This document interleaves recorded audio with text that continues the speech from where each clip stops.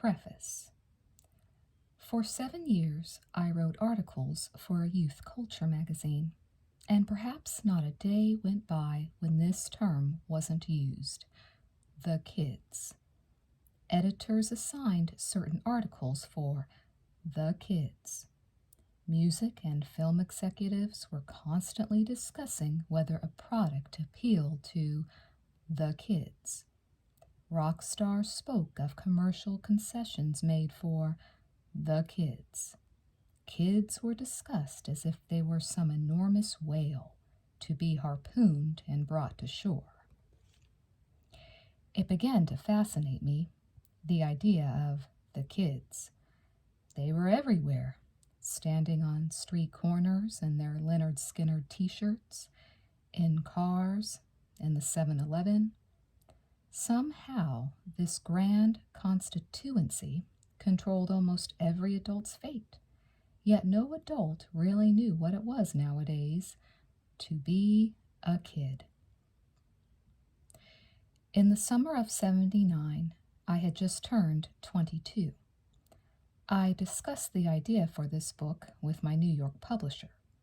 Go back to high school, he said, and find out what's really going on in there with the kids. I thought about it over a weekend and took the project. I had attended Ridgemont Senior High, a Southern California beach area school, for a summer session 7 years earlier. Those 8 weeks had been sublime and forbidden days, even if it did mean going to school in the summer.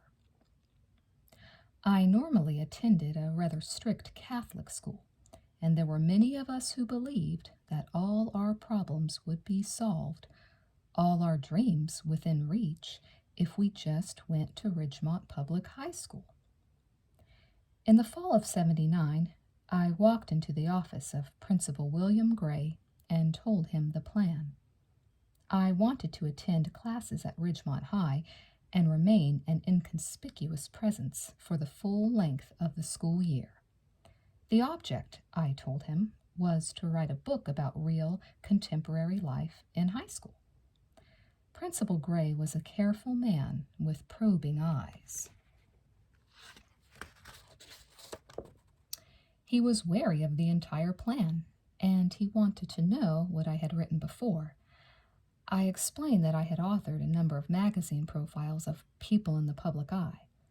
Like who? He asked. I named a few: a president's son, a few rock stars, a few actors. My last article had been on the songwriter-actor Kris Kardashian. Principal Gray eased back in his chair. You know Kris Kardashian? Sure, I spent a few weeks on tour with him. Hell, said the principal. What's he like? A great guy. I told him a few Kris stories. Well now, said Principal Gray, I think I can trust you. Maybe this can be worked out. It was. Principal Gray called in an English teacher, Mrs. Gina George, and gave me a homeroom for the year. 4 other teachers were also informed. I started school the next week as a 17-year-old senior. Walking the halls of Ridgemont was at first an unnerving experience. I wore standard Southern California attire, tennis shoes, t-shirt, and backpack, but as I pushed past the other students, I began to wonder, was I walking too much like an adult? Was there some kind of neon light blinking on me? Imposter? I was never found suspicious. In fact, for the first month, I was completely ignored at Ridgemont. I eavesdropped on conversations around me, made copious notes, winked at the teachers who knew, and made my way. I began to feel like a third-rate spy. One day after school, I wandered into journalism class and saw a girl I noticed before but had not met. She was hunting pecking on the typewriter, looking caught in the midst of writer's block. Sorry to bother you, I said. You're not bothering me, she responded. She switched off her typewriter. Her name was Linda Barrett, and she began asking rapid-fire questions as if she was making a mental computer card out of me. Do you have a girlfriend? Where do you work? Who's your favorite teacher? We talked until the janitors kicked us out, and then we sat in her car in the parking lot. She began pointing out campus notables through her windshield. She knew them all, and they knew her. Linda Barrett worked in the local mall at a popular ice cream parlor. I soon realized what a valuable friend I had made. Through Linda Barrett, I met her best friend, Stacy, Stacy's brother, Brad, and many others I would come to write about. It was the beginning of my social acceptance at Ridgemont High. As the year progressed, they became my group, and they were the characters I spent most of my days with. They were my friends. As it happens with any writer, the temptation was to continue the research forever. My entire lifestyle changed that year. I went to malls, to slumber parties, to beaches, to countless fast food stands. I can't remember all the times I left situations to go to the bathroom and furiously scribble notes on conversations and facts I just heard. Back at Ridgemont, no doubt, some still remember me as the guy with the bad bladder. I found it was all too easy to recapture one's adolescence. The hard part was growing up again. I would return to my home in Los Angeles to visit former cohorts and old friends more and more infrequently. Their look was distant and puzzled. Still alive, they'd ask? Still writing? Magazine journalists, like POWs and Turkish drug prisoners, are presumed dead if not heard from over 2 major holidays. Even my own mother looked at me sadly as I passed through the living room one day. "You used to be such a mature person," she said. "I remember when things like cars and the prom didn't mean anything to you." She shook her head. "You've changed. What happened to you?" By the end of the school year, I had become so accepted that even Principal Gray had forgotten about my project. I attended the prom and passed by his table near the entrance, where he sat with Mrs. Gray, greeting students and introducing them to his wife. When he saw me, a fleeting look of panic crossed his face. 9 months later, it was as if he couldn't quite recall my name or where he knew me from. "It was a great year," I told him. "Thanks." I returned to a prom table with a group of Ridgemont students and began to think. I had developed close friends and had come to follow their thoughts and movements so carefully that I wondered exactly how important my own undercover scheme really was. I did not want to become yet another adult writing about adolescence and the kids from an adult perspective. This story, I felt, belonged to the kids themselves. Over the next summer, I visited many of the students I'd lived with that school year. I told them the story of my project. Their reaction was almost always the same. "A book," they said, "about Ridgemont?" I later interviewed the main characters extensively, corroborating stories and notes from the previous year. I have tried to capture the flow of day-to-day high school life, as well as the life that begins as soon as the last bell rings. It was my intention to write of the entire business, from academic competition to the sexual blunders of teenage adulthood. In all cases, the people I have written about have been given names other than their own. I have taken the liberty of changing superficial identifying characteristics and locations, but all the incidents are true. It was an experience that will forever change the way I perceive the word kids. The only time these students acted like kids was when they were around adults. What follows is a year in the life of Ridgemont High. Cameron Crowe, February 1981.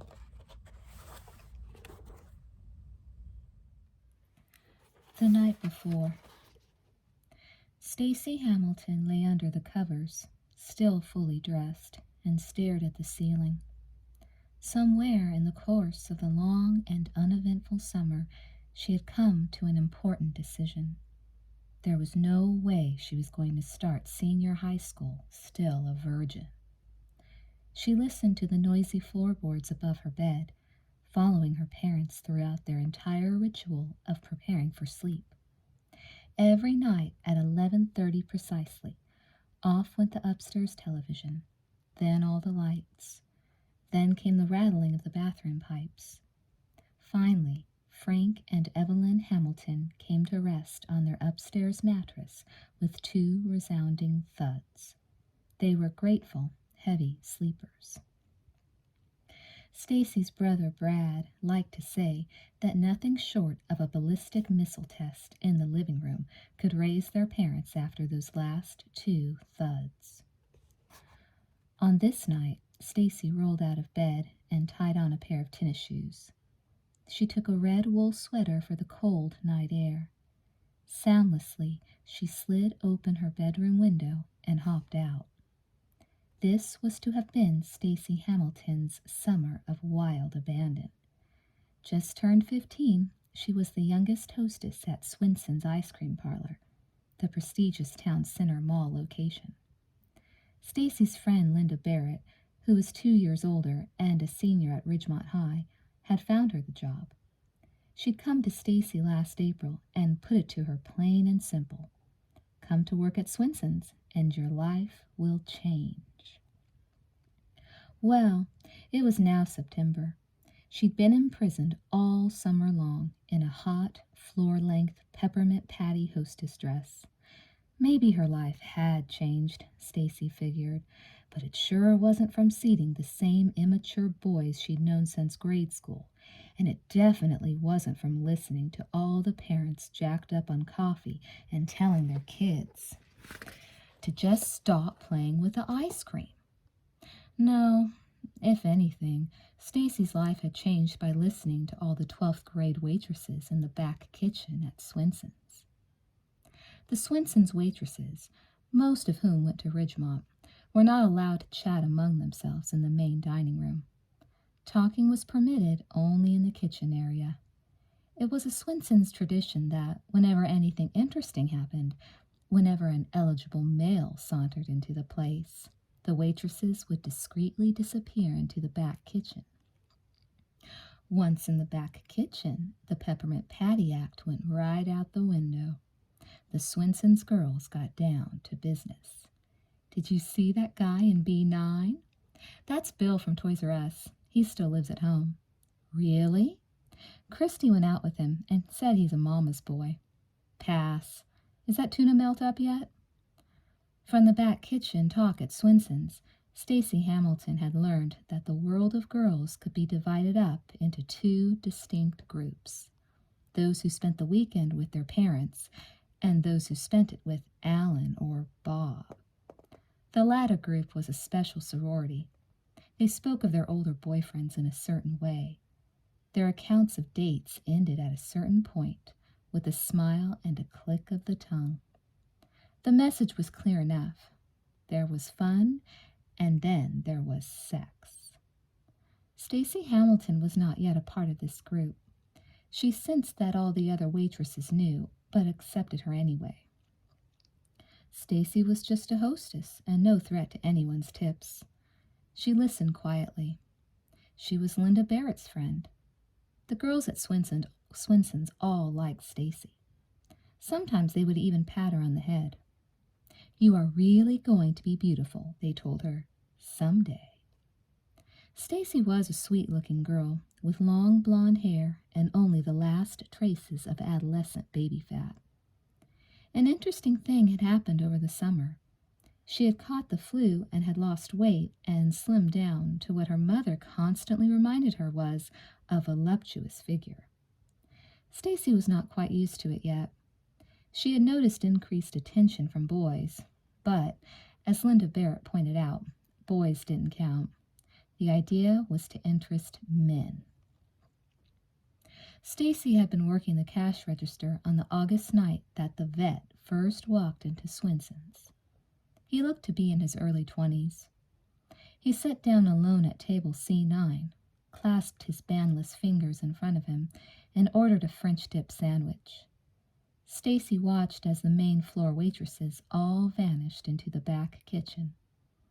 It was kind of cute, she decided, in a blow-dry sort of way. He kept staring at her. It wasn't Stacy's imagination. Even the other girls noticed. The man finished his sandwich, bypassed any ice cream order, and walked directly over to Stacy with his check. "So," he said with a ready smile, "are you working hard or hardly working?" Stacy smiled back. They were supposed to enjoy all customer jokes, unless obscene, and punched up the amount. "Working hard," she said, with studied indifference. She took his $10 bill. "Out of 10? Listen," the man said. "My name is Ron Johnson." She counted back his change. "I'm Stacy. You really look like someone I'd like to know. I never really do this, but—" He pulled a business card from his wallet and wrote his home number on the back. "Why don't you give me a call sometime? I'd love to take you out for dinner. What do you say?" Caught by surprise, Stacy reverted to the tone and phrasing she usually reserved for customers asking for substitutions on to-go orders. "I'll see what I can do. I look forward to hearing from you." "Okay, thank you, and have a nice evening." As soon as he walked out of Swenson's, 3 waitresses beelined for Stacy. "What's his name? What's his name? What a total fox. Does he work in the mall?" They crowded around the business card he'd left behind. He worked at a veterinarian clinic in nearby Western Beach. His name was Ronald M. Johnson, but from that moment on, he would always be known around Swenson's as the vet. On the advice of Linda Barrett, Stacy waited an appropriate 3 days to call the vet. She reached him at home, where he lived with 2 college buddies turned stereo salesmen. They had a pleasant conversation about Swenson's, ice cream parlors in general, and veterinarian school. Ron Johnson was very smooth about working in his key question. "So," he said, "you look like you could still be in high school." "I know," said Stacy, who was due to start high school in 3.5 weeks. "Everyone says that." "How old are you?" 19. How old are you?" 25, said the vet. "Think we can still be friends?" They had been on 2 dinner and movie dates before Stacy called her friend Linda Barrett for a special consultation. They met at Bob's Big Boy restaurant. The issue, Stacy's vanishing summer of wild abandon. "I'm depressed," said Stacy. "About the vet?" "I guess," said Stacy. "I like him. He's a nice guy. He's good-looking. We go out. We have a fun time, but nothing happens." "I don't believe this guy," said Linda. "You know what he reminds me of?" The words fell from her lips like spoiled clams. "A high school boy. Haven't you figured men out yet, Stacy? Most guys are just pussies. For years I chased after every guy I thought was cute. I thought if I was nice to them, they'd get the idea and call me up. Well, guess what? They didn't call. I got impatient, so I started making the first move. And you know what else? Most guys are just too insecure and too chicken to do it themselves." Stacy nodded. You didn't argue with Linda Barrett. Their 2-year age difference made a world of difference. Linda was taller and quite striking, with dark, perm-styled hair and an always skillful makeup job. Linda knew men, and she knew how to carry herself. She had what she called a sexual overview. "I don't care who he is," Linda continued. 2 dates is enough. Are you sure he's not a fag?" Talk suspended while a Bob's Big Boy waitress arrived, took the girl's order for coffee and Big Boy combinations, and then stood by the table, totaling other checks. Linda and Stacy glared at her until she left. "I don't think he's a fag," said Stacy. "He said he broke up with his girlfriend a few months ago." "Well then, what are you waiting for? You're good looking. You've just got to learn to get what you want. I know it sounds hard making the first move, but think of it like this. 3 years from now, you'll be 18, and it won't matter either way." The words made sense to Stacy. 2 nights later, she called the vet and asked him to meet her that night for a drive. It didn't matter where they went, she said. She just had to get out of the house. The vet agreed. She met him out in front of her family's condominium complex, in the shadows next to the mailbox. where she was out of sight from the neighbors. "Thanks for picking me up," she said, shivering despite her sweater. "I can't wait until I move out." "No problem," said the vet. "Where do you feel like going?" "I don't know. Do you know where the point is?" "The point?" The vet looked at Stacy curiously, and for a moment she was sure she had given away her age. The point was a notorious makeout spot for Ridgemont teenagers with parents at home. "The point sounds good to me." They drove up Ridgemont Drive, past all the neon-lit fast food restaurants, up the hill toward the campus of Ridgemont Senior High School. The parking lot was empty. The vet found a space near the back corner. From there, they walked across the baseball field to the cliff behind the Ridgemont High backstop. The point. The point was the best spot to overlook the whole town. The point was dark and secluded, with only one drawback. The Ridgemont High point was always covered with milk cartons. Hundreds of milk cartons. Milk cartons with the straw still stuck inside. Milk cartons without. Squashed milk cartons still half full. More milk cartons than you had ever seen in any one place at any one time, ever. There was the usual smattering of pre-mixed Mai Tai cans and shattered Bacardi bottles, sure, but the emphasis was always on milk cartons. The point was deserted. Only Stacy and the vet stood there, arms touching, on their third summer date, looking out at the blinking lights of the condo developments below, listening to the distant sounds of the Pacific Ocean lapping up onto the nearby shore. "Let's sit down," said the vet, but there were only rocks out on the point. The vet was the type, as Stacy would later tell Linda Barrett, who could probably have a lot more fun if he didn't wear slacks all the time. "We can sit over there," said Stacy. "There's probably a seat in the baseball dugout." They cleared their way through a summer's worth of trash, more milk cartons, and found a nice concrete seat inside the visiting team dugout. Stacy and the vet sat side by side. Above them shone a single light bulb. There was no view of the city from the dugout. "You look nice tonight," said the vet. "You do too." Silence.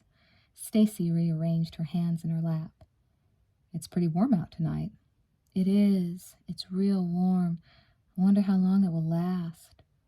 The vet leaned over and kissed Stacy on the cheek. Was that the first move? She sat quietly for a moment, her hands folded in her lap. It had to be the first move. She waited another moment. When I'm 18, it won't matter either way. She lunged for the vet and kissed him squarely on the mouth. At first surprised, he held her there and kissed her even more deeply. She began to run her fingers through his blow-dry haircut. It was the vet who spoke first. "Are you really 19? "Yes," said Stacy. "I am really 19. She kissed him again. "I'd better take you home," he said. "What about those other guys you live with?" "I mean back to your home." But they made no moves in any direction. A few minutes later, the vet had apparently resolved his inner conflict. He began tugging lightly at Stacy's red corduroy pants. She looked down at his hand on the snap. This was it, Stacy thought. The real thing. 1,000 schoolyard conversations and tips from Linda Barrett jumbled in her head. Would it hurt? Would it be messy? Would she get pregnant? Would they fall in love? "Do you really want to do this?" Stacy heard herself ask. "I mean, it's your final decision." "I think we both want to." Slowly, awkwardly, Stacy reached down to help him. She unsnapped her pants, and suddenly the vet needed no more reassurance. He tilted her backward onto the concrete dugout bench. They continued kissing, feverishly, his hand slipping up into her blouse. He massaged her breasts. Then he pulled off her shoes, then her pants, then his own pants. Ron, the vet, Johnson, was different from the other boys she'd made out with. He had technique. "Is this your first time?" he whispered. "Yes." As she held on to the vet's shoulders and felt a man enter her for the first time, Stacy looked up at the top of the Ridgemont dugout. She would always remember reading the graffiti above her. Heroin in the neck. Lincoln was here. Sieg Heil. Led Zeppelin. Dan E. Roberto. Disco Fags. Stacy Hamilton, 15, slipped back into her room at 3 that morning. Already her room felt different to her. Those frilly pillowcases, those scholastic book services, paperbacks she'd ordered in junior high, that bubblegum chain on the dresser. They all seemed out of place to her now. She was giddy, wide awake. She sat on the edge of her bed and examined herself in the mirror. No difference.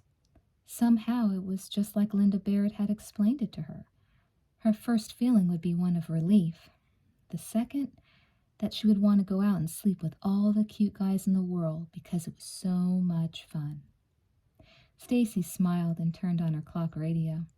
Then she picked up the telephone extension and punched out a number. Linda Barrett answered her phone in a sleep-laden murmur. "Did you get him?" "Yes." Linda laughed and cleared her throat. "Congratulations. See you tomorrow." "See you tomorrow." Stacy clicked off and dialed yet another number. This one was the request line for the local FM rock station. "Good morning, KXLY." The disc jockey had her on a speaker box. "Hi," said Stacy. "Could you play Stairway to Heaven by Led Zeppelin?" "Don't you have that record by now?" It was nothing personal. Led Zeppelin's Stairway to Heaven was just the most requested rock track of the last 10 years. Any disc jockey knew it came with the territory. You answered the request line, chances were 1 in 3 it was some kid asking you to play Stairway to Heaven. "Yes, but the stereo is in the living room, and I like it better when you play it anyway." The disc jockey must have liked the tone in her voice. "I'll try and get it on for you," he said. It was Stacy's idea of the perfect touch, the supreme lullaby for her rite of passage.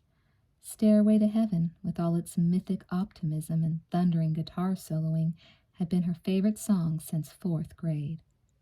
Stacy had already fallen asleep by the time KXLY played her song. She was dreaming of Swinson's ice cream parlor and the rock star David Bowie. In her dream, David Bowie had walked into the town center mall location Swinson's and applied for a job. He was pregnant by the actor-comedian Chevy Chase, he said, and Linda Barrett had suggested he come in and see about bussing tables.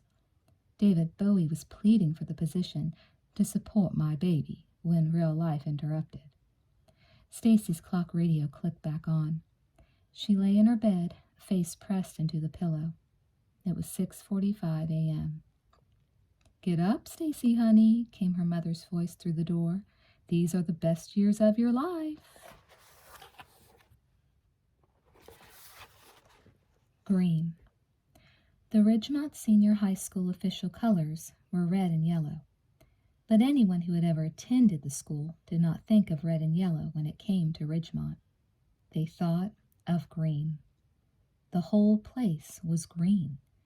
Green walls in the gymnasium, green classrooms, green bungalows, even the blackboards were green. New graffiti, roll on some green.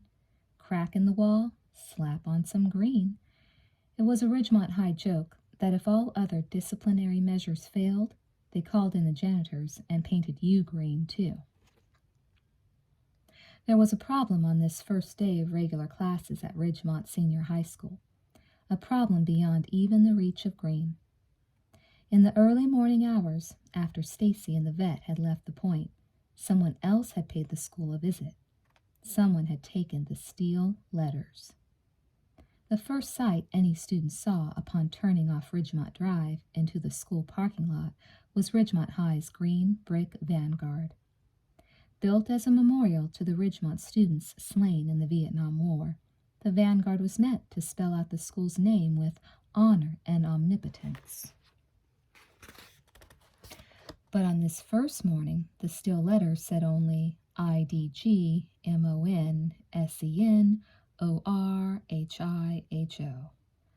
There was more. The rest of Ridgemont High was wrapped in toilet paper. Toilet paper, that most versatile of high school vandalism weapons.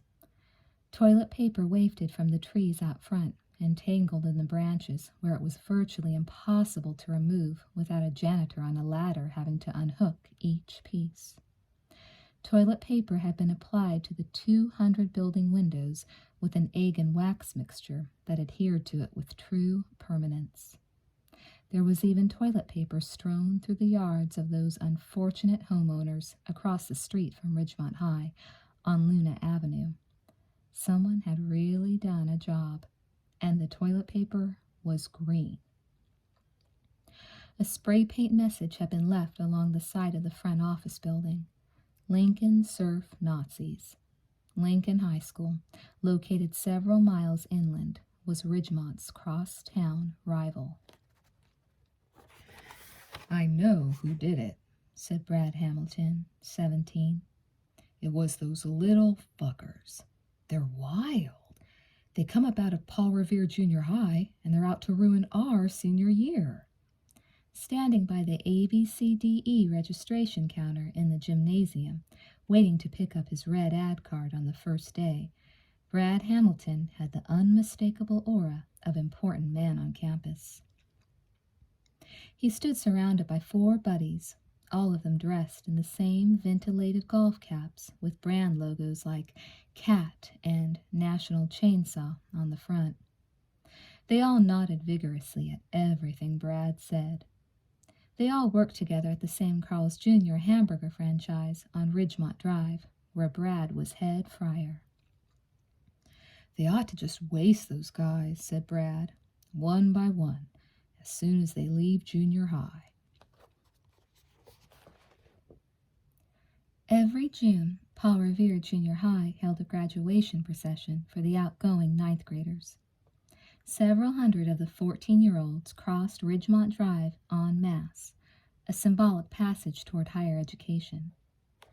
Ridgemont High school upperclassmen usually launched water balloons at them from strategic locations.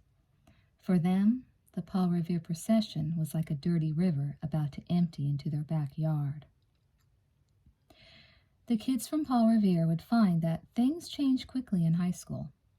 Suddenly, it was considered in bad taste to continue adolescent behavior into 10th grade.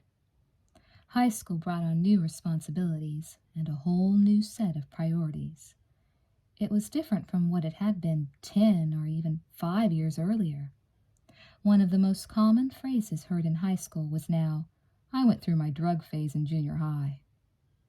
Once in high school, a kid could drive, and a car necessitated a certain cash flow.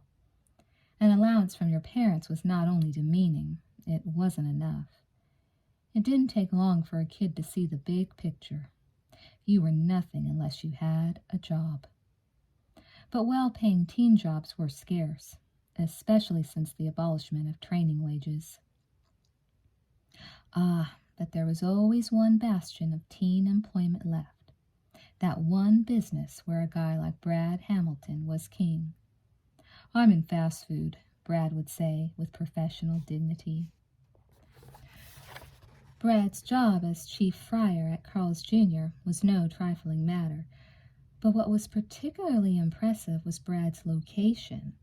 He worked at the Carl's Jr. at the very top of Ridgemont Drive. Like most of his friends, Brad worked 6 days a week. School was not a major concern. Actually, it was 4th on his list, after Carl's and girls and being happy. School was no problem, especially this year. Brad could have graduated as a junior last year. He had enough units. But why do that? It had been a major task to reach a social peak in junior high and then work up again through high school. After 2 years at Ridgemont, Brad was on top. He knew practically everyone, and he was well liked. For Brad, the best part of school was being with his friends and seeing them every day. This, as Brad had been saying since last year and all summer long at Carl's, would be his cruise year. He had selected only 4 classes: mechanical arts, running techniques, advanced health and safety, and public speaking. He wanted to enjoy the year, take it easy, and not rush things. Hi, Bradley. It was his sister, Stacy, a sophomore. What are you so happy about? Sorry, said Stacy. Who do you have fifth period? Brad asked. U.S. History, Mr. Hand. Hey-yo, said Brad. Hey-yo, said his friends in the ventilated golf caps. You'd better get to class, Brad instructed. The show begins after the third bell. After Stacy left, one of Brad's friends turned to him. Your sister's really turning into a fox. You should see her in the morning, said Brad. Mr. Hand. Stacy Hamilton took her seat in U.S. History on the first day of school. The third and final attendance bell rang. He came barreling down the aisle, then made a double-speed step to the green metal front door of the U.S. History bungalow. He kicked the door shut and locked it with the deadbolt. The windows rattled in their frames. This man knew how to take the front of a classroom. Aloha, he said. The name is Mr. Hand. There was a lasting silence. He wrote his name on the blackboard. Every letter was a small explosion of chalk. I have but one question for you on our first morning together, the man said. Can you attend my class? He scanned the classroom full of curious sophomores, all of them with roughly the same look on their faces. There goes another summer. Pakolo? It was Hawaiian for, do you understand? Mr. Hand let his students take a good long look at him. In high school, where such crucial matters as confidence and social status can shift daily, there is one thing a student can depend on. Most people in high school look like their names. Mr. Hand was a perfect example. He had a porous, oblong face, just like a thumbprint. His stiff black hair rose up off his forehead like that of a late-night television evangelist. Even at 8 in the morning, his yellow Van Housen shirt was soaked at the armpits. And he was not Hawaiian. The strange saga of Mr. Hand had been passed down to Stacy Hamilton by Brad. Arnold Hand, Ridgemont's U.S. history instructor, was one of those teachers. His was a special brand of eccentricity, the kind preserved only through California state seniority laws. Arnold Hand had been at Ridgemont High for years, waging his highly theatrical battle against what he saw as the greatest threat to the youth of this land, truancy. According to Stacy's brother, you had to respect a teacher like Mr. Hand. Hand was one of the last teachers, as Brad had put it. Most of the other members of the Ridgemont faculty subscribed to the latest vogue in grading, the contract method. Under the contract system, a student agreed to a certain amount of work at the beginning of the year and then actually signed a legal form binding him to the task. The contract teacher argued that he or she was giving the student a lesson in real life, but in fact it was easier on the teacher. Grades were given according to the amount of contract work done, and such matters as attendance didn't matter to the contract teacher. Mr. Hand wanted no part of the contract system. The only thing worse than a lazy student, he said, was a lazy teacher. Even the hardcore truant cases had to agree. The last thing they wanted to see was somebody up there looking for loopholes just like them. For them, Mr. Hand was one of the few surviving teachers at Ridgemont who still gave a shit about things like weekly quizzes or attendance slips. Who gave a shit, period. That's what Brad had told Stacy. Mr. Hand's other favorite activity was hailing the virtues of the 3-bell system. At Ridgemont, the short first bell meant a student had 3 minutes to prepare for the end of the class. The long second bell dismissed the class. Then there were exactly 7 minutes, and Mr. Hand claimed that he personally fought the education center for those 7 minutes, before the third and last attendance bell. If you did not have the ability to obey the three-bell system, Hand would say, then it was aloha time for you. You simply would not function in life. And functioning in life, Hand said grandly on that first morning, is the hidden postulate of education. At age 58, Mr. Hand had no intention of leaving Ridgemont. Why, in the last 10 years, he had just begun to hit his stride. He had found one man, that one man who embodied all the proper authority and power to exist in the jungle. It didn't bother Mr. Hand that his role model happened to be none other than Steve McGarrett, the humorless chief detective of Hawaii 500. First-year U.S. history students, sensing something slightly odd about the man, would inch up to Hand a few days into the semester. "Mr. Hand," they would ask timidly, "how come you act like that guy in Hawaii 500? "I don't know what you're talking about." It was, of course, much too obvious for his considerable pride to admit. But Mr. Hand pursued his students as tirelessly as McGarrett pursued his weekly criminals, with cast-iron emotions and a paucity of words. Substitute truancy for drug traffic, missed tests for robbery, U.S. history for Hawaii, and you had a class with Mr. Hand. Little by little, Mr. Hand's protean personality had been taken over by McGarrett. He became possessed by 5-0. He even got out of his Oldsmobile sedan in the mornings at full stand, whipping his head both ways, like McGarrett. "History," Hand had barked on that first morning, "U.S. or otherwise, has proven one thing to us. Man does not do anything that is not for his own good. It is for your own good that you attend my class, and if you can't make it, I can make you." An impatient knock began at the front door of the bungalow, but Mr. Hand ignored it. "There will be tests in this class," he said immediately. "We have a 20-question quiz every Friday. It will cover all the material we've dealt with during the week. There will be no makeup exams. You can see it's important that you have your Land of Truth and Liberty textbook by Wednesday at the latest." The knock continued. "Your grade in this class is the average of all your quizzes, plus the midterm and final, which counts for 1/3. The door knocker now sounded a lazy calypso beat. No one dared mention it. "Also, there will be no eating in this class. I want you to get used to doing your business on your time. That's one demand I make. You do your business on your time, and I do my business on my time. I don't like staying after class with you on detention. That's my time. Just like you wouldn't want me to come to your house some evening and discuss U.S. history with you on your time. Pacalo?"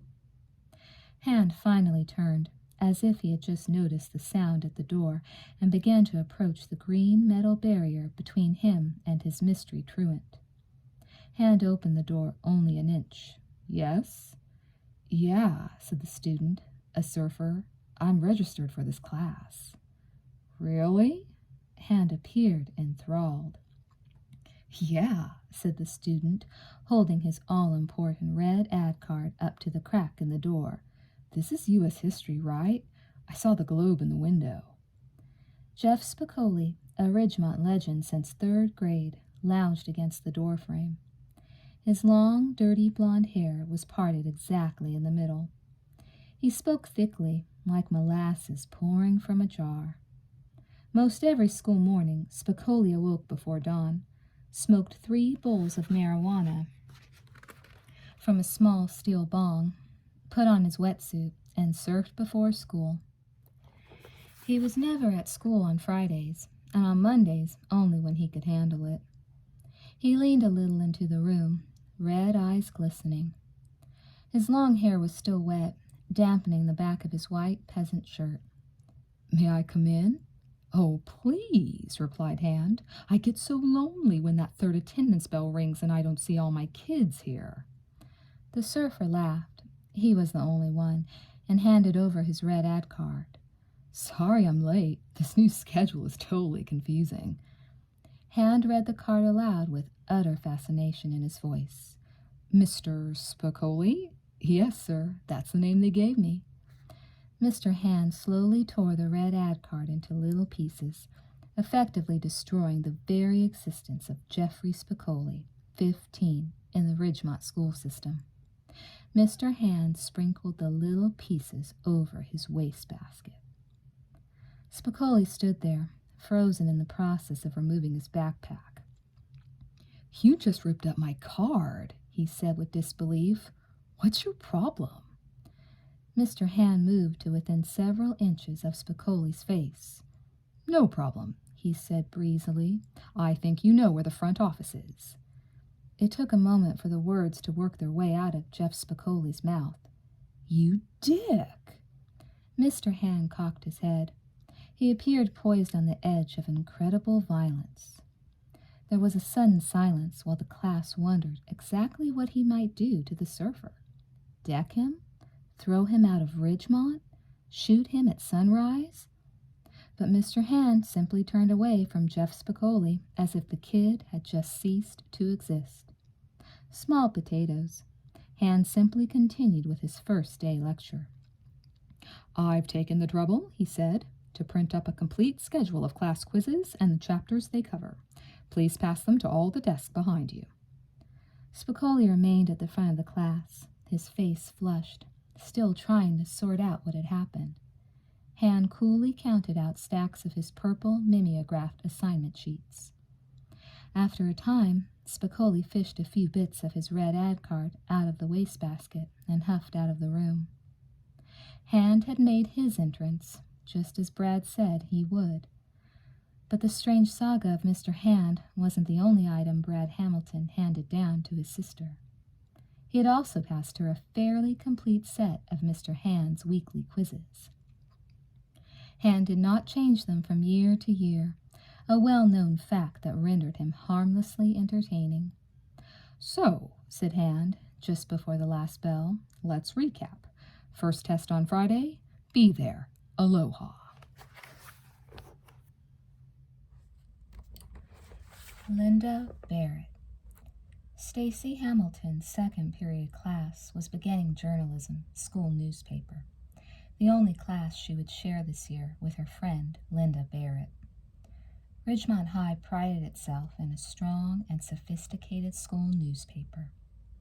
The Ridgemont Reader covered world and school news alike, all in 6 pages. It wasn't frequent that an underclassman like Stacy was allowed to join the staff, but Linda Barrett had arranged that too. The teacher was a young woman in her early 30s, a slightly frazzled-looking brunette who wore her hair in a short ponytail. Her name was Miss Sheehan, but most of her returning students called her Rita. On the first day of class, Mrs. Sheehan was seated at one of the beige plastic desks arranged in a semicircle around her classroom.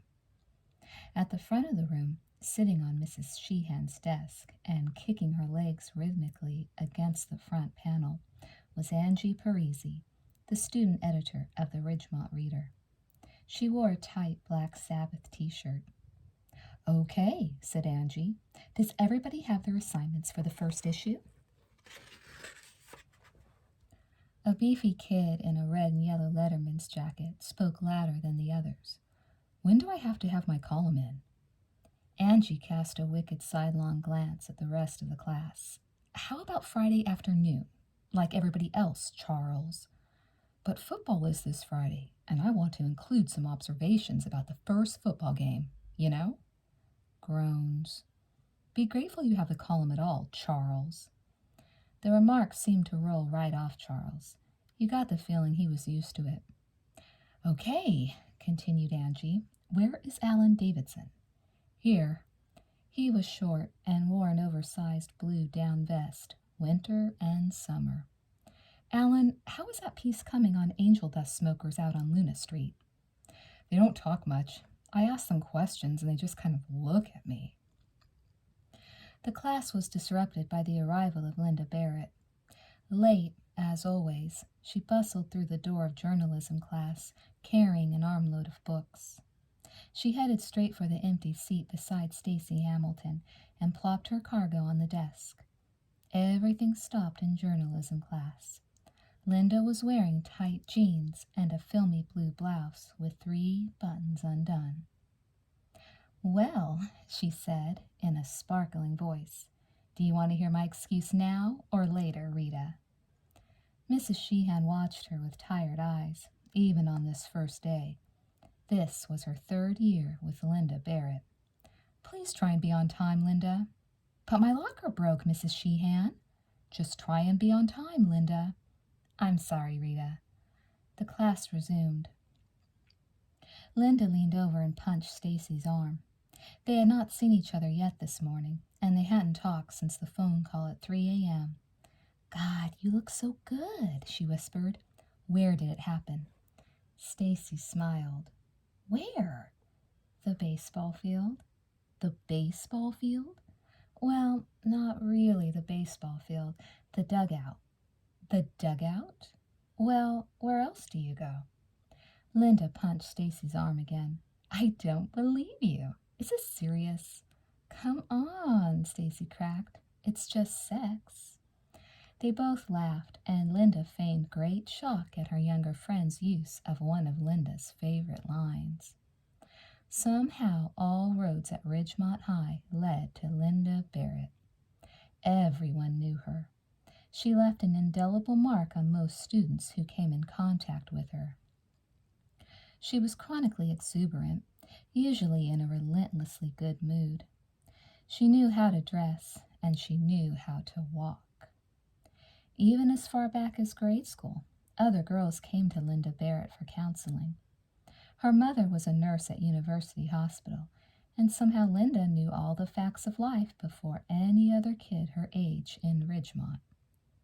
Linda's view of sex was, basically, that everyone had blown it way out of proportion. "A lot of girls use sex," she had told Stacy Hamilton long ago. "They use sex to get a guy closer, to really nail him down or something, to say, 'I had sex with you, you owe me something.' Well, that's terrible. They're not having sex to have sex. They're having sex to use it as something. I'd hate myself if I did that." No question about it. Linda Barrett was an authority. While the other girls were just abandoning their tricycles, Linda was underlining and memorizing all the sex scenes from Shogun. Some had 17 magazine in their lockers. She had the Height report. Linda and Stacy had been sitting at a bus stop the winter before when Stacy turned to Linda. "Linda," she asked, "will you help me get birth control pills?" Linda, then 16, turned all pro. "We'll go down to the clinic and get them tomorrow." "You just go down there?" "Yeah, they give them to you free, but you've got to need them first." "Linda," Stacy had said with determination, "I'm getting ready to need them." The next day they ditched third period and took a bus to the downtown free clinic. They were too late for the noon session, so they walked around downtown for an hour. The 2 girls looked so young, not even the sailors bothered them. "When you get in there," Linda had advised, "you tell them that you have sex twice a week." Stacy nodded. "If you tell them the truth, they won't give you the right pills. They'll try to talk you into a diaphragm or something, and that might really hurt. You've got to hold out for the pills." It took forever. The free clinic, Stacy thought at the time, was like anything else. They made you wait a long time for what you really wanted. First, 3 nurses led the group of girls into a high-ceilinged wrap room, public service jargon for a room with beanbags instead of chairs, and proceeded with a half-hour presentation of responsibilities of sex. They used the same diagrams Stacy had seen in 8th and 9th grade sex education classes. Then, finally, each girl waited for a private examination and prescription from one of the free clinic doctors. When Stacy Hamilton finally reached her examination room, a nurse set her on a steel table and asked her to wait a moment for a Dr. Betkin. 15 minutes later, Dr. Betkin breezed into the room. "Good afternoon." "Good afternoon." He gave Stacy the once-over. You look a little young. Why are you here?" Stacy responded with all the spontaneity of a war prisoner under interrogation. "I have sex twice a week." "Twice a week? How old are you?" 15. The doctor nodded once. He took out a pad. "Uh-huh.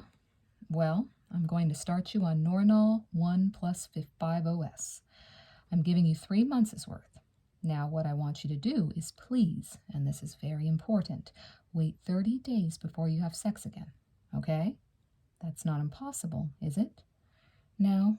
Thank you, doctor." Dr. Betkin paused before he left the room. "Are you a virgin?" Stacy almost admitted it. "Sort of." Dr. Betkin nodded and left the room. On the way out of the free clinic, Linda and Stacy passed a donation box. "Do you have any change?"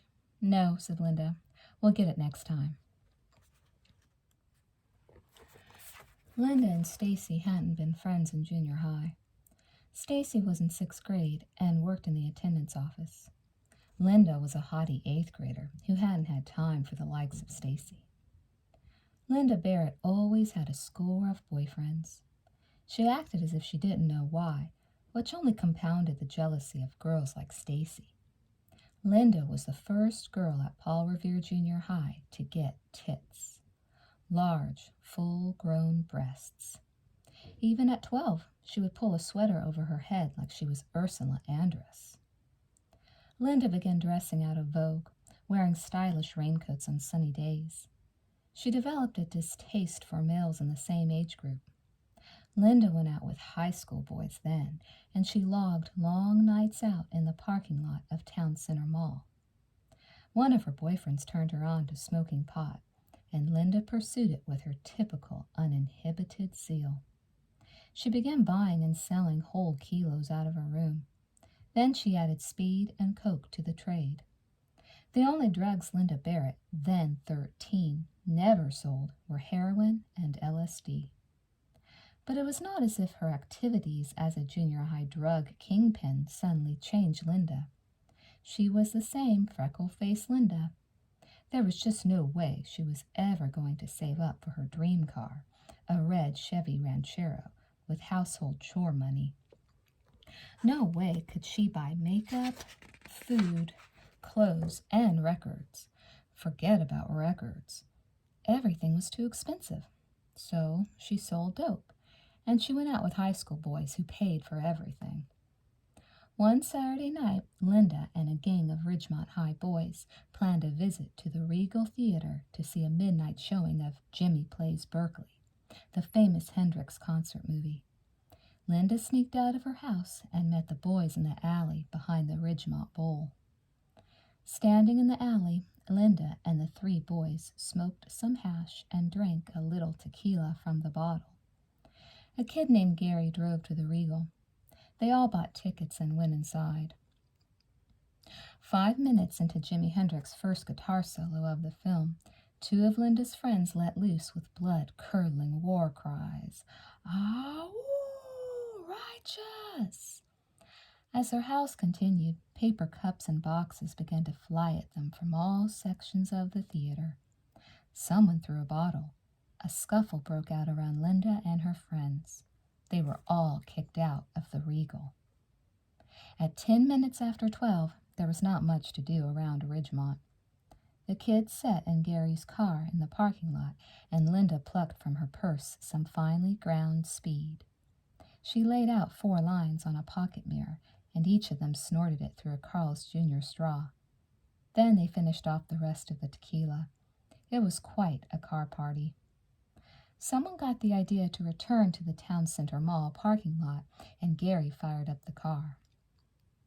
Halfway back to the mall, Linda Barrett tapped on Gary's shoulder. Her voice was soft, shaking. "I think I'm going to get sick." "Open the window, stick your head out, and you'll feel—" Linda had the window down halfway when it hit. It was the most ungracious thing she had ever done. She vomited down the inside of the door of Gary's car.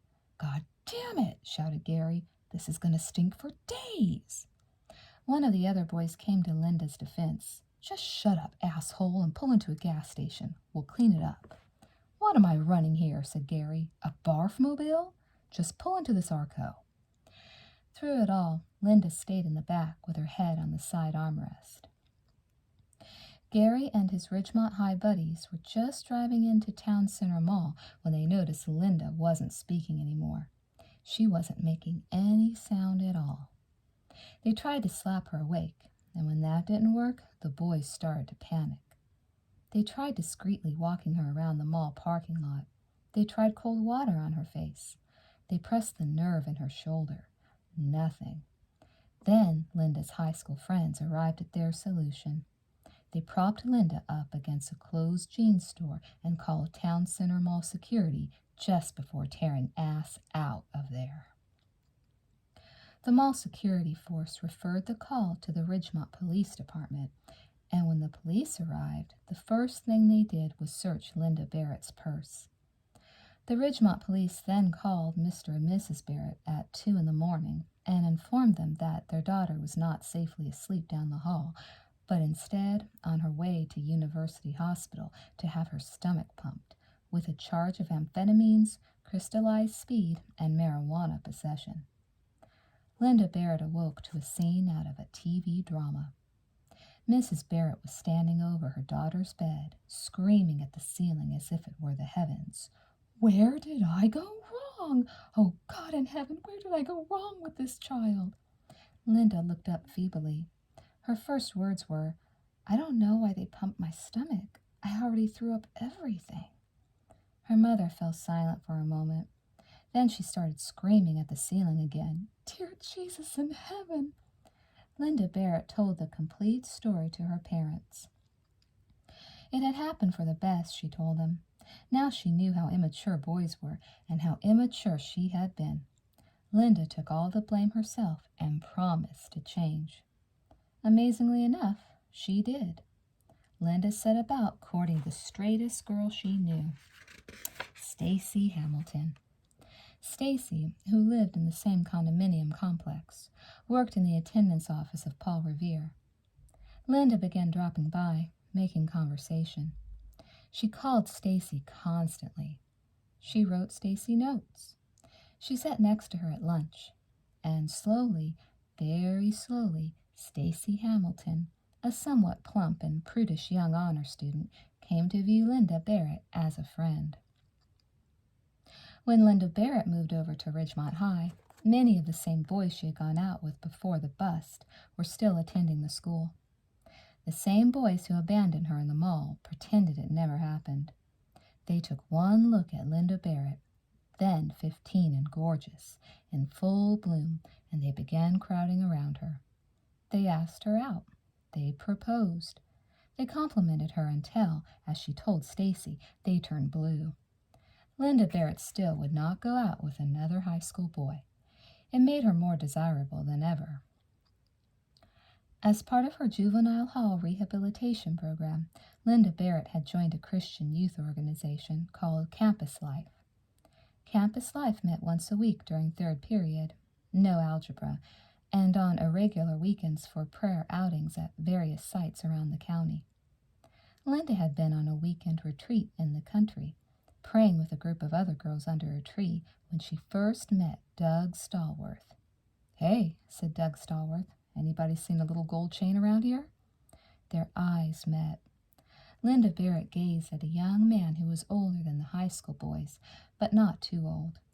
He had a face that was a little too thin, a nose that was a bit too big, but he did have that one great asset of maturity. He had a beard.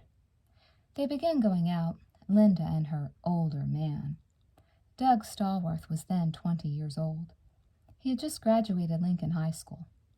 Not only was he older, but he was also from the forbidden rival high school. To Doug, Linda Barrett was the complete fox girlfriend he had never had before. They fell in love and had stayed that way throughout her entire sophomore and junior years at Ridgemont. Almost every day after her last class, Doug would be waiting for her out on Luna Street, on a break from his job at Barker Brothers Furniture. It was one of the sights Ridgemont students were used to. Pictures of Doug Stallworth filled Linda Barrett's green Velcro wallet. She showed them to everybody. Doug, clowning. Doug, sexy. Doug, indignant. Doug. His name appeared on all of Linda's peachy folders and notebooks and free pages of her textbooks.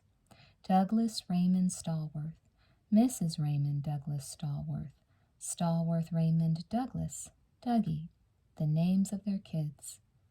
And that was how Linda Barrett had come to be the retired sex expert of Ridgemont Senior High School, giving her young neighborhood friend, Stacy Hamilton, the many benefits of her years of field experience. One day last May, Linda had called Stacy to break the news. She and Doug were engaged to be married. Doug had just asked her on a drive-in date to see A Force of One, and she had accepted, and they were going to be married on an undisclosed date. The local papers printed a blurb with a picture. From that moment on, their relationship began a downhill slide. Other boys started slipping back into her peripheral vision. The engagement was still on, of course, but Christ, she didn't know when. Lunch court.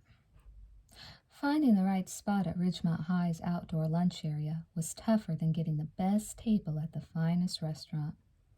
It was a puny swimming pool-sized courtyard dominated by a stocky oak tree in the center, and it was always packed with students. Even by the first day, they had sectioned off into different cliques and staked out their lunch court territory for the year. All this for a 26-minute lunch period. The closer one looked at lunch court, the more interesting it became. The object had always been to eat near the big oak tree at the center, and in the beginning at Ridgemont, it was the surfers and stoners who ruled this domain. 7 years later, they had moved to the parking lot and the cafeteria, which was twice the size of lunch court, but tainted with a reputation as an underclassmen's hangout. Now each group clustered around lunch court was actually a different contingent of Ridgemont fast food employees. Lunch court positions corresponded directly with the prestige and quality of the employer. Why, a man was only as good as his franchise. Working inward from the outskirts of Ridgemont High's lunch court were the lowly all-night 7-Eleven workers, then the Kentucky Fried Chicken and Burger King crowd, the Denny's and Swinson's types, all leading to the top of Ridgemont Drive location, Carl's Jr. employees. And at the center of lunch court, eating cold chicken under the hollowed big oak tree, was Brad Hamilton. Brad was popular around Ridgemont. In the world of fast food, once you had achieved a position of power, the next sign of influence was to bring in your friends. Brad had paid his dues. He had loaded his Carl's Jr. with buddies. And why not? He even helped train them.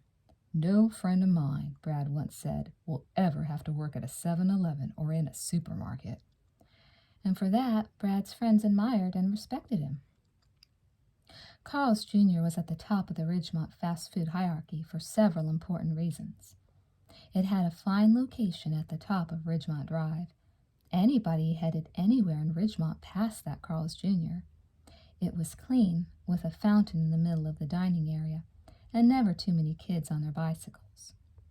Brad, like the other employees, even came there on his off hours, and that was the ultimate test. By evening, Carl's would be crawling with Ridgemont kids. But why Carl's? Why not some other fast food operation? Why not Burger King? Why not McDonald's or Jack in the Box? The answer was simple enough, as Brad himself would tell you. Their food wasn't as good, and places like Burger King were always giving away glasses and catering to small kids who came whipping into the restaurant on their bicycles. McDonald's was McDonald's. Too familiar, too prefab, too many games. McDonald's was good only if you had no other choice, or if you just wanted fries. Jack in the Box was suspect because all the food was pre-cooked and heated by sun lamps. It was also common knowledge that the whole Jack in the Box franchise was owned by Ralston Purina, the well-known dog food manufacturer. Kentucky Fried Chicken was too boring, and Wendy's was too close to Lincoln High School. The top of Ridgemont Drive, Carl's Jr., on the other hand, had achieved that special balance between location and food quality. At Carl's, the burgers were charbroiled. This crucial fact not only meant that the meal was better, but it returned a little bit of the fast food power to the kid behind the counter. A guy like Brad Hamilton felt like a real chef. "Hey, Brad," people were always saying to him, "your fries are even better than McDonald's." "You know it," Brad would say, as if they were, in fact, his fries. Brad had settled into a nice, comfortable pattern, in life and in work. In life, he had a petite and popular girlfriend named Lisa. Lisa was one of the intercom girls at Carl's. Brad's 3 best friends, his golf cap buddies, also worked at Carl's. They were David Lemon, Gary Myers, and Richard Masuda. When they weren't hanging out at school together, they were either at Carl's or driving around Ridgemont together in the cruising vessel. In work, Brad had his own method, and at it he was the best. Working the fryer at Carl's was a system governed by beeps. 1 high beep, the fries were done. 1 low, changed the oil. But Brad didn't even have to go by the beeps. He knew when the fries were perfect. He knew when to change the oil, and he knew his fryer. Normally quiet in class, once Brad got behind the fryer at Carl's, he was in command. He'd carry on a running dialogue with his co-workers. Or he would listen to the drive-up customers in their cars, trying to decide what to order. Not realizing the intercom was on, and everybody in the kitchen could hear them. "Look, do you want goddamn cheese or not, Estelle? Hey, quit that! I'm not your punching bag." Intercom customers kill Brad. Sometimes, when Lisa was working the intercom, she'd get some little Romeo trying to pick her up. She had a nice, cute voice. "Do you want anything else with that?" Lisa would say. "Only if you come with the food, babe." Then the Romeo would drive up to the window, and Brad would be standing there with a professional Carl smile. "Hi, how are you tonight?" he'd say. "That'll be 4:35. You know, you do sound like a girl on the intercom." "Oh, really?" "Yeah. Who was I talking to?" And Brad would count back the change. "You were talking to me, babe." Then he would hand them hamburgers with patties he'd rubbed on his shoe. Being the main fryer at Carl's meant that everybody had to be nice to you. The other workers depended on Brad for their orders.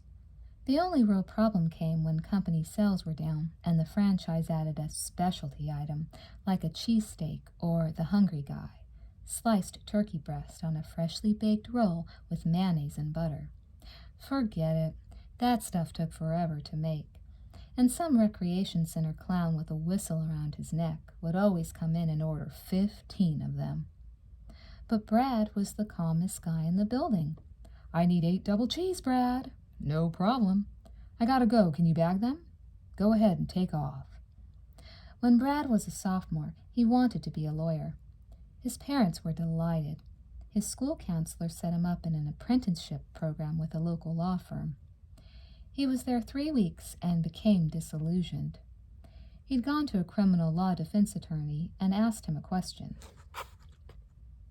"If you got a guy freed on a little technicality, even though you knew he had committed a murder, wouldn't that be on your conscience for the rest of your life?" "Why don't you try corporate law?"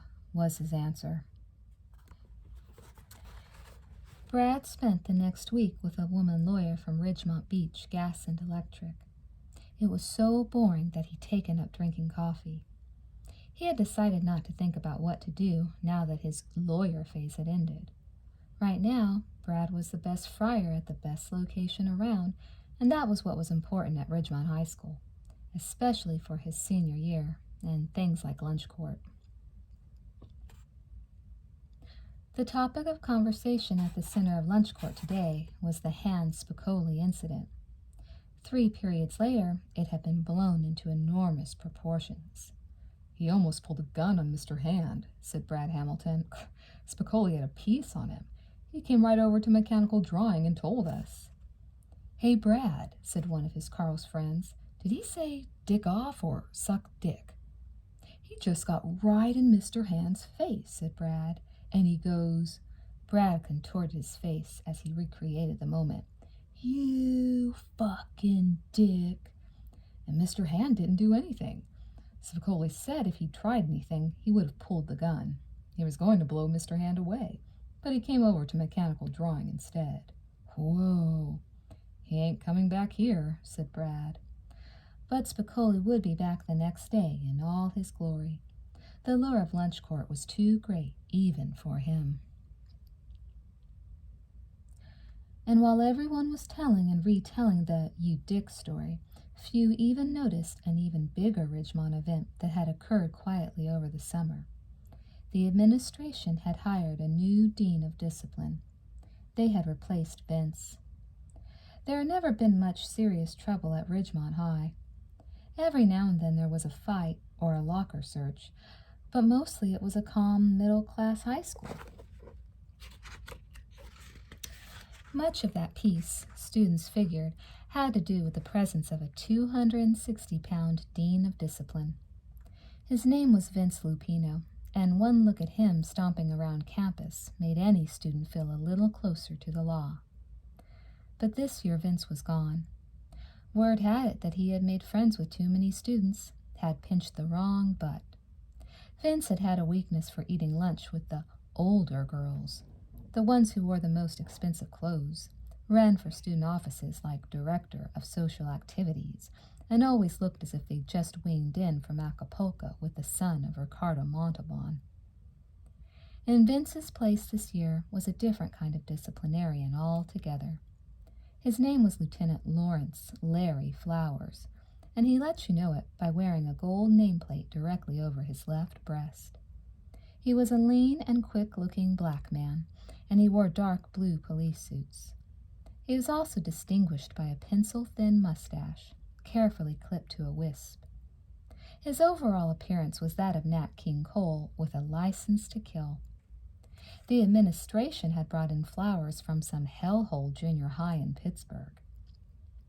As he walked, his eyes darted in all directions, as if he half expected some PCP-crazed teenager to leap at him with a machete. Lieutenant Flowers passed through lunch court virtually unnoticed on the first day of school. That would soon change. On the outskirts of lunch court sat Linda Barrett and Stacy Hamilton. Not too close to the inner sanctum, not too far away. Linda, cheese sandwich in hand, casually pointed out some of the Ridgemont personalities to Stacy. "See over there?" she said. She nodded to a frizzy brown-haired boy accepting cash from a small crowd of students around him. "That's Eddie Mann. He's the Ridgemont ticket scalper. He probably makes more money than both of our dads put together." "Really? A ticket scalper?" "He says he's not a scalper. He says he provides a service for concert-goers, and that the service costs extra money." "I see." Linda went on to explain. Although Led Zeppelin was still king of the Ridgemont parking lot after 10 years, each new season brought another band discovery. A new group then influenced the set lists of the Ridgemont school dance bands, and usually one main focus rock star dictated the dress code. This year, that star was the lead singer of Cheap Trick, Robin Zander, a young man with longish blonde hair cut in bangs just above his eyes. This year on Ridgemont Lunch Court, there were 3 Robin Zander lookalikes. None of them talked to each other, noted Linda Barrett. A couple, arms around each other's waists and oblivious to everyone, walked past her and Stacy. "Now that," said Linda, "is Greg Adams and Cindy Carr." The school couple. Greg Adams was equal parts sensitive drama student and school funny guy. He looked like a contestant on the dating game. Greg's jokes never got too dirty, his conversation never too deep. He just strode down the hallways, said hi to people he didn't know, and methodically wrapped up all the leads in the school drama presentations. Everyone, including Greg Adams, was sure he would be famous one day. Cindy Carr was a clear-complexioned, untroubled Midwestern beauty. She was a cheerleader, coming from a part of the country where cheerleaders still meant something. She did not leave her room in the mornings until she believed she compared favorably with the framed photo of Olivia Newton-John on her wall. She was a part-time hostess in a Chinese restaurant where a singer named Johnny Chung King sang nightly. Both Adams and Carr were masters of the teeth-bearing smile. This, more than anything else, was the true sign of a high school social climber known as the Soch. The teeth-bearing Soch, long O, began as a glimmer in the eye. Then the Soch chin quivered, and then the entire Soch face detonated into a synthetic grin, usually accompanied by a sharp high. It was an art form that Adams and Carr had taken to its extreme. The Greg Adams-Cindy Carr story was thick with tales of overwhelming devotion. When one was sick, the other spent every in-between period on the payphone talking to the one at home. Every day they paraded across lunch court, cuddling and holding each other. They were the king and queen of the public display of affection, or PDA. Every lunch period they would take their prescribed seats on lunch court and gaze longingly at each other for whatever was left of the 26 minutes. "If there's one thing that never changes," commented Linda, "it's a cheerleader." "Think they're actually doing it?" "No way they can't be doing it." "I just can't picture it," said Stacy with a shrug. "They're too much like my parents." "They've got to be doing it," said Linda, "or else Greg would be blue in the face by now." "I see a little green, but no blue." Linda Barrett bit into her cheese sandwich. "Everything starts to look green around here after a while," she said. Biology class. Stacy Hamilton's next class was biology, too. Most classes at Ridgemont were notorious for one reason or another. Perhaps the teacher was someone like Mr. Hand, or the room was lopsided, or the students were allowed to grade themselves, but none had quite the macabre lure of biology, too, with Mr. Vargas. Walking into the room, Stacy was at first struck by the all-white interior of the biology lab. Each student was to sit at his own lab workshop, complete with Bunsen burner, around the perimeter of the room. Stacy took her seat. Then she noticed something odd. There was a large formaldehyde jar sitting on the windowsill in front of her, and it contained a strange bug-eyed animal that was staring directly at her. She looked at the label. Pig embryo, 6 months. Stacy moved to another seat and found yet another formaldehyde jar poised directly in front of her. This one wasn't as menacing, just a baby squid. She looked around the room. There was a jar on every windowsill, facing every student. Stacy began to key into all the student conversations around her. Everyone seemed to know one thing going into this class. Somewhere, sometime toward the end of the year, the class was going to be taken on a mandatory field trip to the bottom floor of nearby University Hospital. It was there that biology, too, culminated in the display and study of human cadavers. Cadavers were said to be the private passion of Mr. Vargas, the biology teacher. Even before the third bell rang on the first day, there was only one topic of conversation around the room. "I'll tell you right now," a girl 2 seats up was saying, "I'm not going to go. I'm going to get sick or something. I'm not going into a room with a bunch of dead bodies." "You'll go," said the boy next to her. "Have you heard what they do, Mike?" "What?" "I'm serious. Have you heard?" "What?" "The bodies are dissected, Mike, and Mr. Vargas pulls out parts of the dead body and holds them up, okay?" "You mean he reaches in and pulls this stuff out?" "Yes." "Like a heart?" "Like a heart." Mike beamed. "Bitchin'." Mr. Vargas arrived in the classroom, a diminutive man with an inscribed coffee mug in hand. He looked nothing like his ghoulish reputation. "Good day," said Mr. Vargas in sprightly tones. "I just switched to Senka. I'm running a little slow today." He pulled on his smock. "So have a little heart."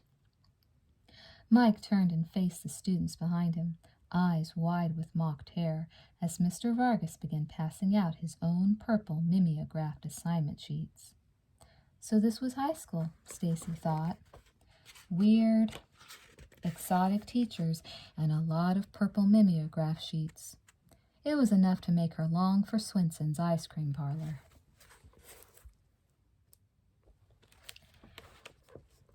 A school night. When Stacy Hamilton arrived home from school, her brother, Brad, was in the driveway washing his LTD sedan. He called the car his cruising vessel. Some went for a sporty domestic like a Camaro. Others went straight for a Datsun or Toyota. Brad liked to drive to work at Carl's in a nice, big, clean American machine, even if the car ate up most of his fast food money. It was a small price to pay for style as far as he was concerned. "So how do you like high school?" asked Brad. "Some pretty strange teachers," said Stacy. "You'll get used to it." Stacy stood there for a moment, watching Brad lovingly polishing the windows of his car. "Brad," said Stacy, "how come I never see you with Lisa anymore?" "Jesus," said Brad. He threw a chamois rag into his windshield. "Everybody wants to know about Lisa. Everybody is such big friends with Lisa." "Sorry I asked." "You got some flowers," said Brad. "They're right inside the door." Stacy went inside. There, sitting on the living room coffee table, their fragrance cascading throughout the Hamilton home, was a summer floral arrangement. Stacy read the attached note marked "Personal. Memories of you, Ron Johnson." Stacy's heart quickened. This was a perilous situation, one that set off all her inner alarms. This involved her mother, the notorious Evelyn. For Mrs. H., the word strict was weak. First she had refused Stacy a bra. Then, 2 years later, she wouldn't let Stacy out of the house without one. She banned any mention of alcohol or drugs in the house. Allowing rock music in the Hamilton home was enough of a battle.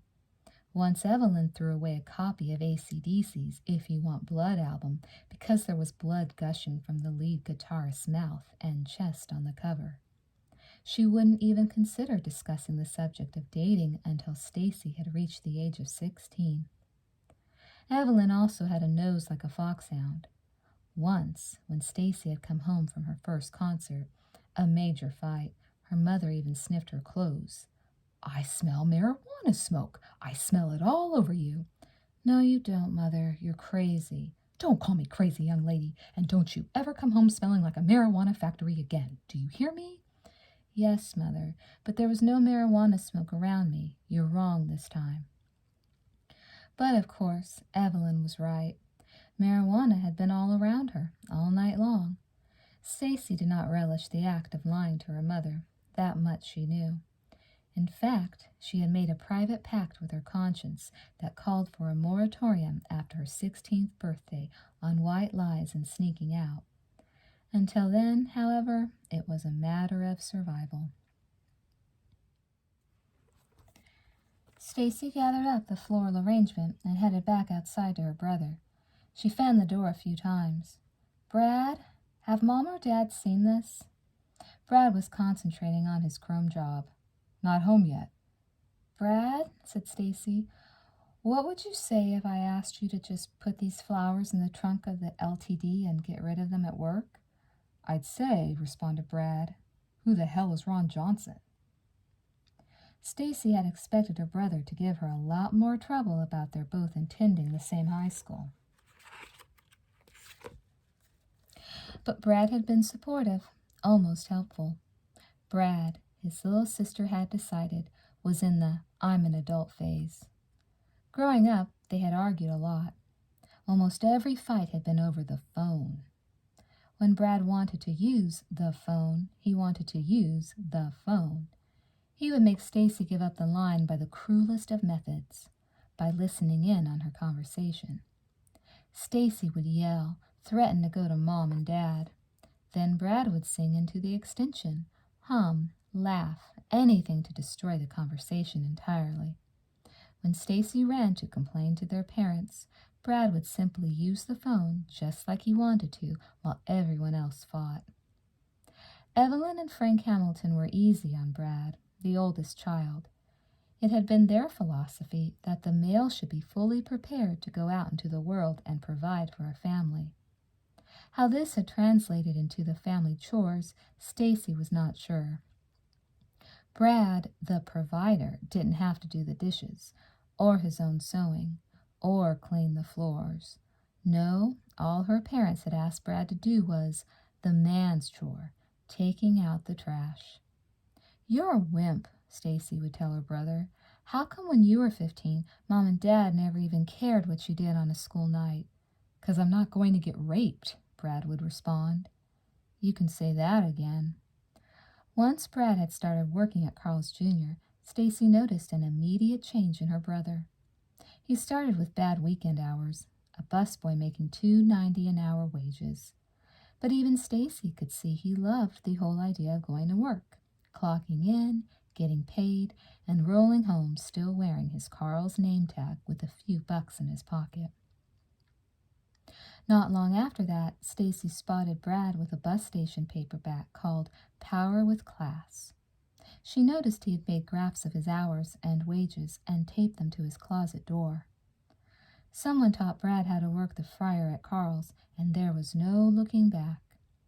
It was a classic example, as she wrote Linda in a note last year, of a guy finding his niche.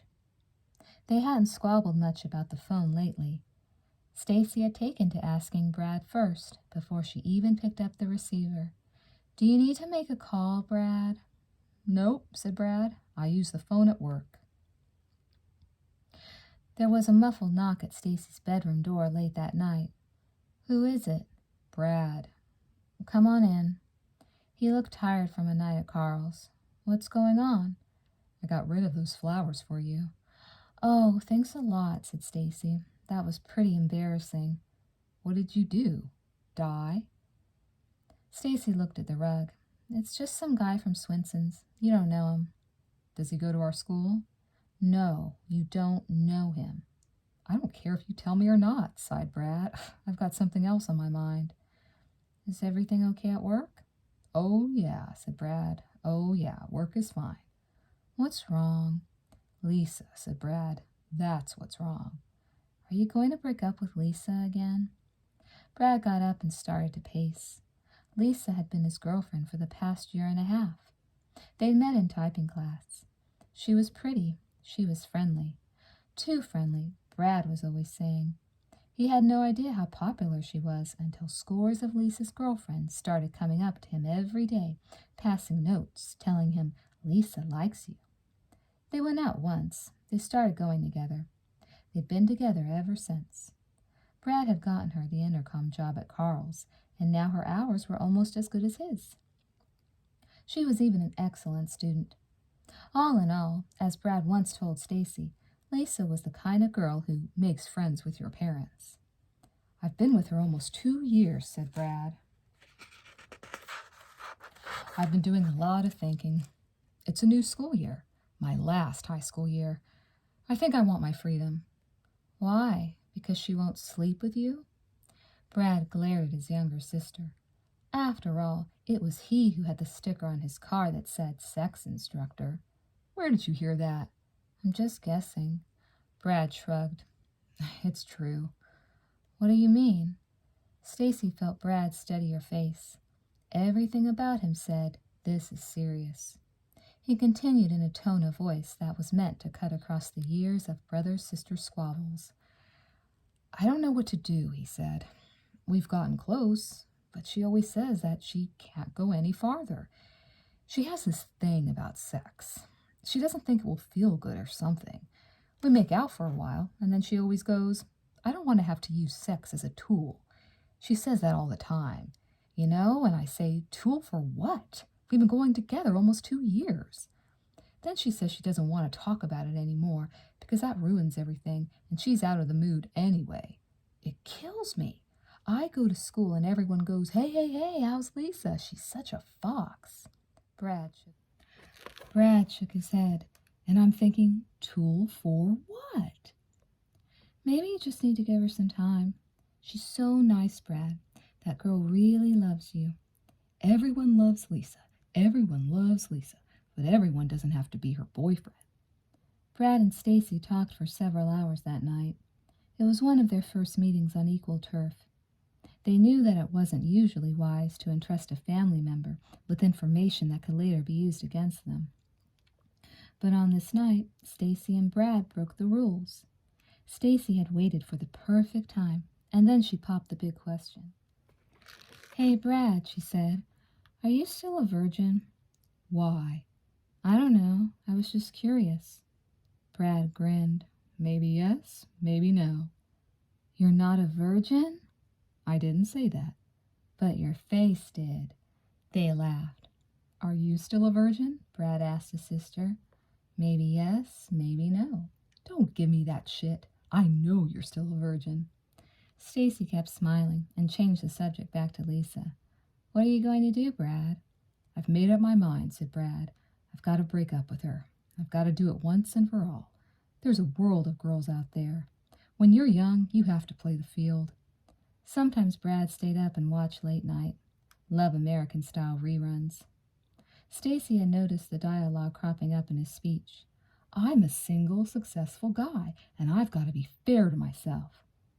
"Just do it in person," said Stacy. "That's the right thing to do." "Lisa's so nice." She caught herself. "This is weird. I'm supposed to have an older brother telling me stuff. Here I am giving you all the good advice." "Give me a break," said Brad. "It's not like I'm asking you the meaning of life." There was a parental rap at Stacy's door. "Whatever the meaning of life is, it can wait." It was Mr. Hamilton, turning out the house lights. "Do you kids realize it's past 11 on a school night?" "Okay, Dad." Brad smiled at his sister and padded down the hall to his room. Stacy thought about their talk as she turned off the lights and listened to her clock radio in the dark. In the maturity sweepstakes of life, she felt as if she had begun to overtake her brother.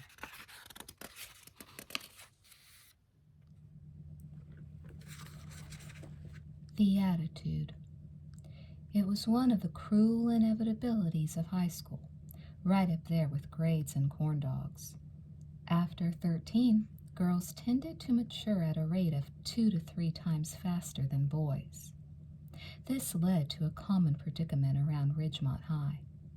2 kids were in the same grade. The girl was discovering sex and men.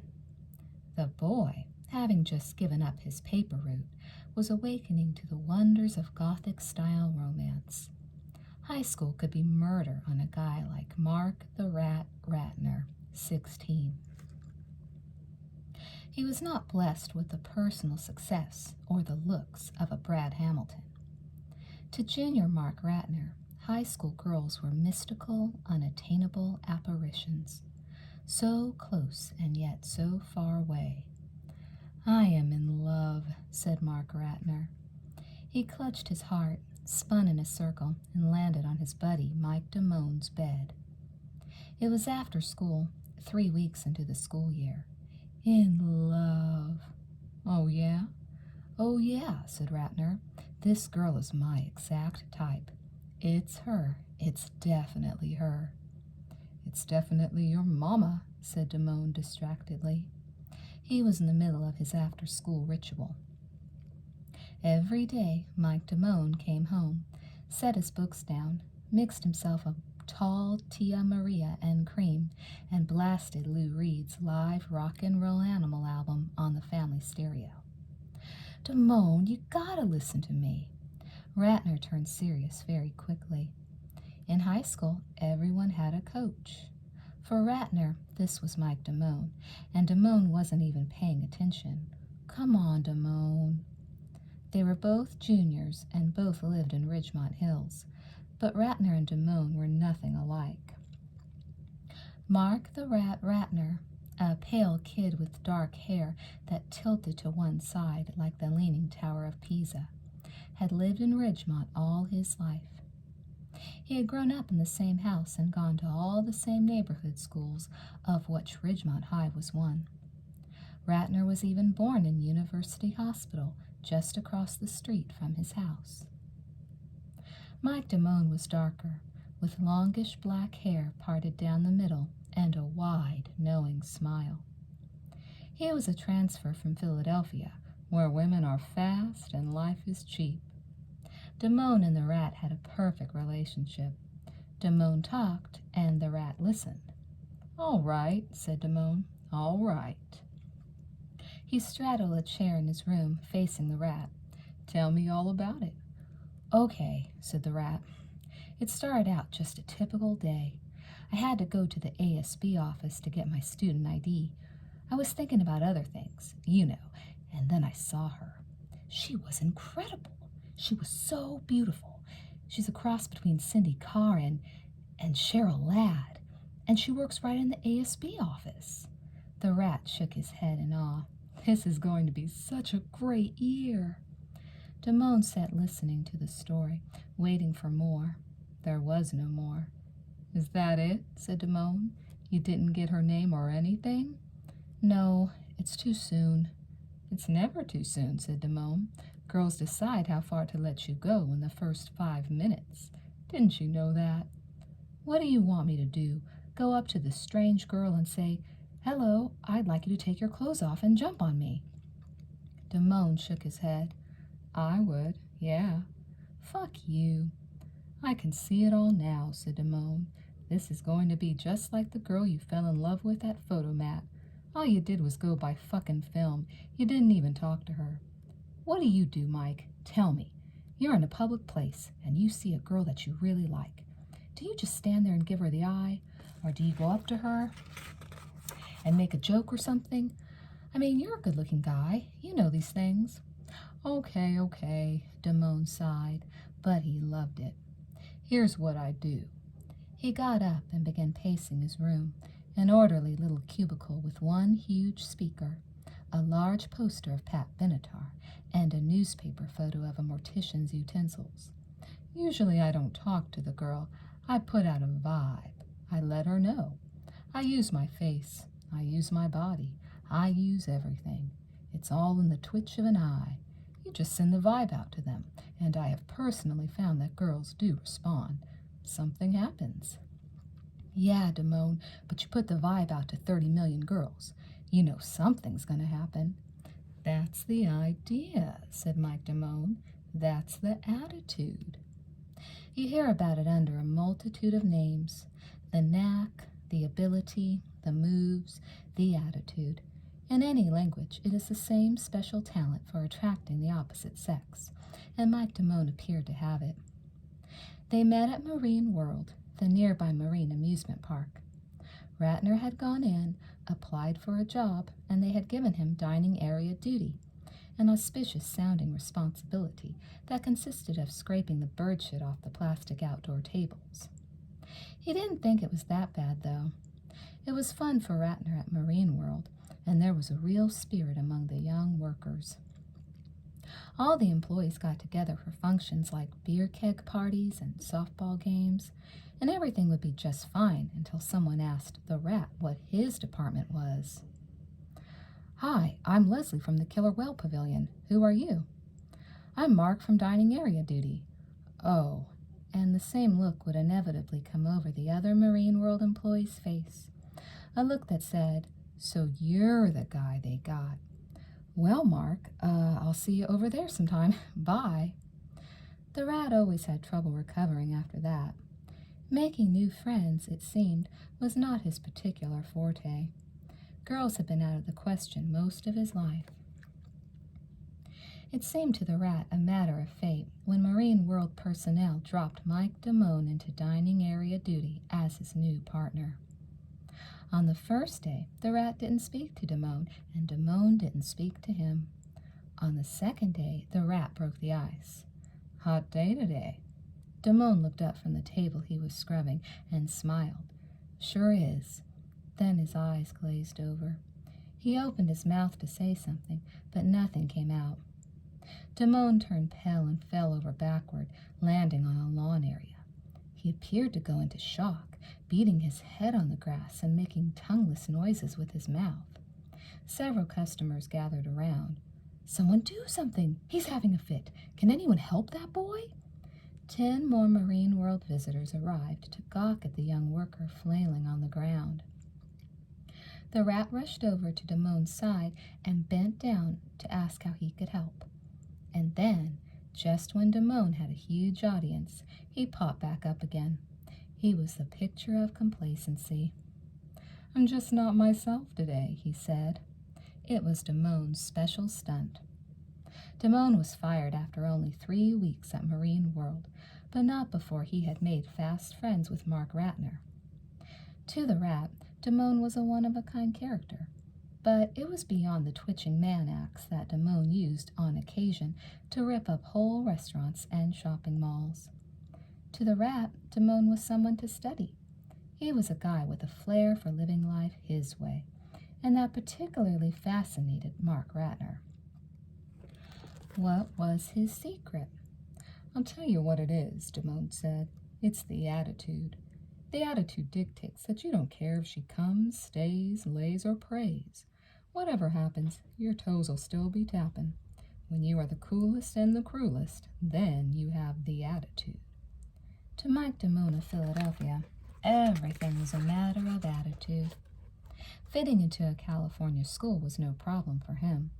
Once you had the attitude, Damone said, success was never again a matter of luck. It was simply a question of whether or not you behaved as if it were yours already. The attitude. The rat and Damone had been sitting in 4th period biology a couple of days into the new school year. Damone leaned over. "Aren't you hungry?" "Starved," said the rat. "Wouldn't you love a pizza right now?" "Don't torture me." A few minutes later, there was a knock at the front door of the classroom. Mr. Vargas had been giving a lecture. He paused to answer the door. "Who ordered the pizza?" asked an impatient delivery man for Mr. Pizza. Damone waved his hand. "We did, back here." The class watched in amazement as the delivery man took his steaming pizza to the back of the class and set in on Damone's desk. Damone paid for it. He even pressed 50 cents into the delivery man's hand. "This is for you," he said. Mr. Vargas looked on, bewildered, while Damone and the rat began eating pizza. "Am I the only one who thinks this is strange?" Mr. Vargas asked. The attitude. Damone had put on a classic display of attitude the day after hearing of the rat's dream girl at the ASB counter. Ratner chose to watch from behind the bushes on Luna Street while Damone cruised by for an official checkout. He had meant only to look, but Damone went right up and said hello to the girl. The rat's girl. She and Damone had a 3-minute conversation that the rat couldn't hear. Then Damone had tapped his hand on the ASB counter once and turned to leave. He walked back over to the rat. "She's cute," said Damone, "but she doesn't look like Cheryl Ladd." "Fuck you, Damone." "Her name is Stacy Hamilton," he said. "She's a sophomore, and she's in beginning journalism. What more do you need to know?" "She just told you that?" "Sure." "I'll tell you something," said the rat. "I really think something could happen between this girl and me." "You ought to meet her first, you wuss." Wussy was a particularly expressive word that had sprung up in Paul Revere Junior High and taken a foothold in the Ridgemont lexicon. It was the handy combination of wimp and pussy. The next day, the rat had it all planned. He waited until the period he knew she would be working at the ASB office. He walked slowly over to the 200 building, down the hall to the corner office. It was a green counter with a glass window in front.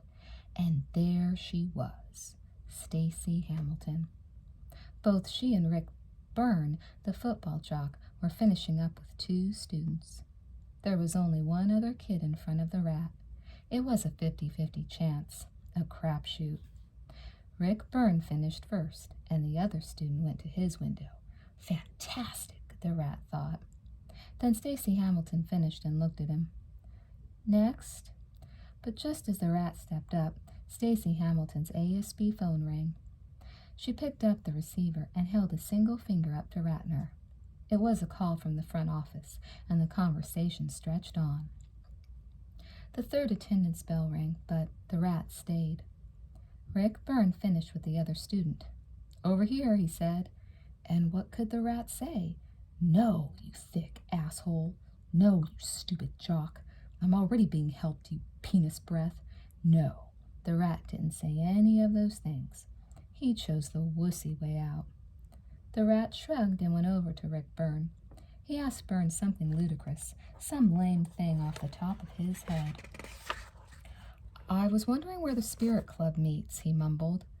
I don't know, said Byrne. You ought to look on the big bulletin board. Thanks, said the rat. He turned to go. Oh, sir? She had gotten off the phone and called out to him. I think the spirit club meets on Tuesday after school in room 400. Thanks, said the rat. He turned around again. See you later. She called me sir. He was overjoyed. The way the rat figured it, she would never have done it if she wasn't interested in him. Mike Damone shook his head sadly as he heard the whole story, incident by incident, over Cheetos on lunch court. Is that it? It's better than yesterday. Yeah, rat, but you just opened the door a little bit, and then you let it slam back shut again. You gotta talk to the girl. Tomorrow. You can't do it tomorrow, said Damone. Tomorrow makes you look too eager. I know, said the rat. I know. I've got to have the attitude. But for a guy like the rat, the idea of waiting another 2 days was criminal. He felt there was nothing he could possibly do to fill up the dead time. What was good enough on TV? What was interesting enough down at Town Center Mall? What record or book could ever be interesting enough to take his mind off her? In Spanish class the next day, someone offered the rat a vocabulary lab listening headset. He was a zombie. You know what, said the rat, I don't give a shit what happens to Carlos E. Maria. I don't know. Mr. Ham began dropping test papers on desks as if they were pieces of manure. C, D, F, D. He looked up. What are you people, on dope? He continued sadly as he passed out more papers. What is so difficult about this material? All week we've dealt with the Grenville program. We have not even reached the American Revolution yet, and you people can't tell me what the Stamp Act is? How hard is?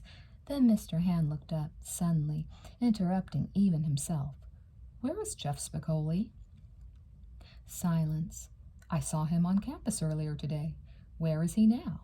Silence. Anyone? There was always one, of course. Always one kid willing to sell his soul for a shot at Mr. Hand's good graces. Or better yet, a shot out the classroom door. I saw him, said Charles Maxwell, the wrestler columnist. I saw him out by the fruit machines. Me too, said Rick Byrne, the football jock. How long ago? 10 minutes, just before class, sir. Hand snapped his fingers, Mick Garrett style. Okay, bring him in. Maxwell and Byrne hustled out the door, and Mr. Hand continued his tirade over the Stamp Act. 5 minutes later, a red-eyed Spicoli walked into the class with the Maxwell-Byrne posse. Hey, said Spicoli, this is a frame. There's no birthday party for me here. Thank you, Mr. Maxwell, Mr. Byrne, said Hand. You can sit down now. Mr. Hand left Spicoli in front of the class for show. What's the reason for your tardiness? I couldn't make it on time. Spicoli's bloodshot eyes told the story. You mean you couldn't, said Hand, or you wouldn't? It was a vintage 5-0 line. I don't know. Why are you continually late for this class, Mr. Spicoli? Why do you shamelessly waste my time like this? I don't know, said Spicoli. Hand appeared mesmerized by the words. Then he turned and walked to the board. He wrote in long, large letters as he slammed the helpless chalk into the green board. I don't know.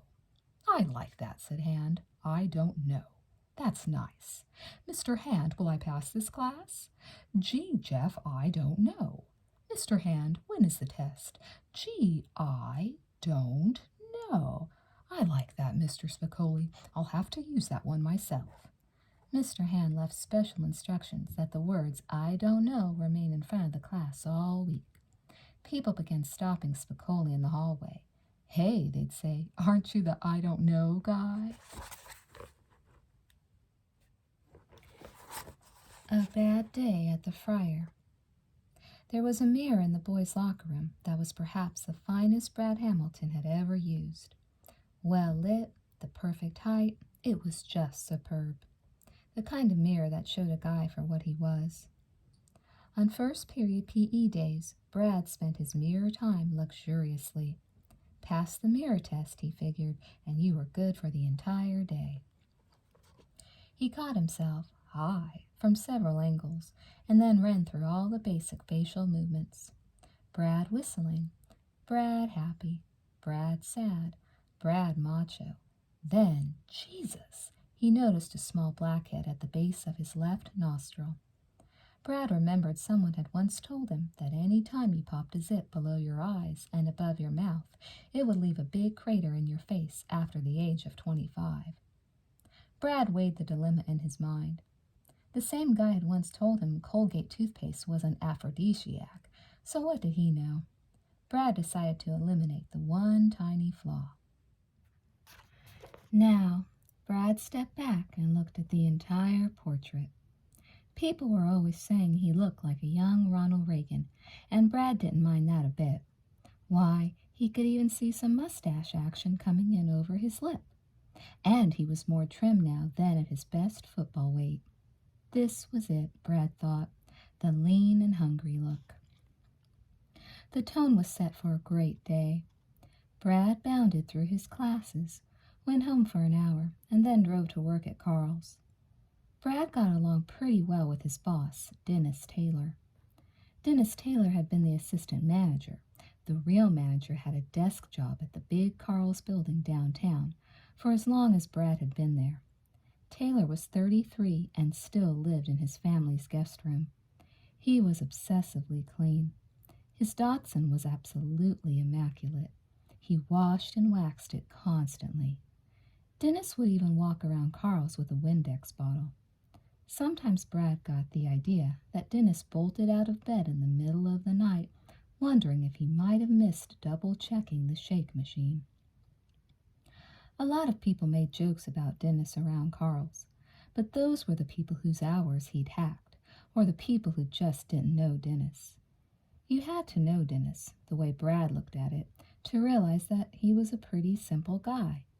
He was just a franchise man all the way. He was the type of guy born to wear plastic pin holders and carry bundles of keys. Don't get him in trouble, and he loved you. Dennis Taylor was in a bad mood that night when Brad showed up. It was a Tuesday night, slow night, and just the guys were on duty. No Lisa at the intercom. There was a problem with the carbonation, and Dennis got more and more upset trying to fix it himself. He didn't like calling in another franchise man. There was also the matter of new uniforms, brown and white country-style uniforms for barbecue beef months. Girls were required to wear bandanas. Boys were asked to wear string ties.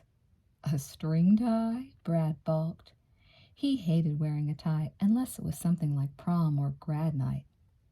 We get older clientele in here too, Hamilton. They like to feel they're getting something special, something they don't get at home. Hey, said Brad, why not? I love looking like a golf caddy. He turned to his buddies with the wild grin of a kid who doesn't often think of such lines until 2-3 days later. I love it. Dennis Taylor spun off to the back office, where assistant managers like to stay until they hear their title called for. To any fast food employee, an irate customer was an IC. There were usually about 2 ICs a night, at least on Brad's shift. Brad had a philosophy about ICs. It was all ego. Everybody was trying to impress someone.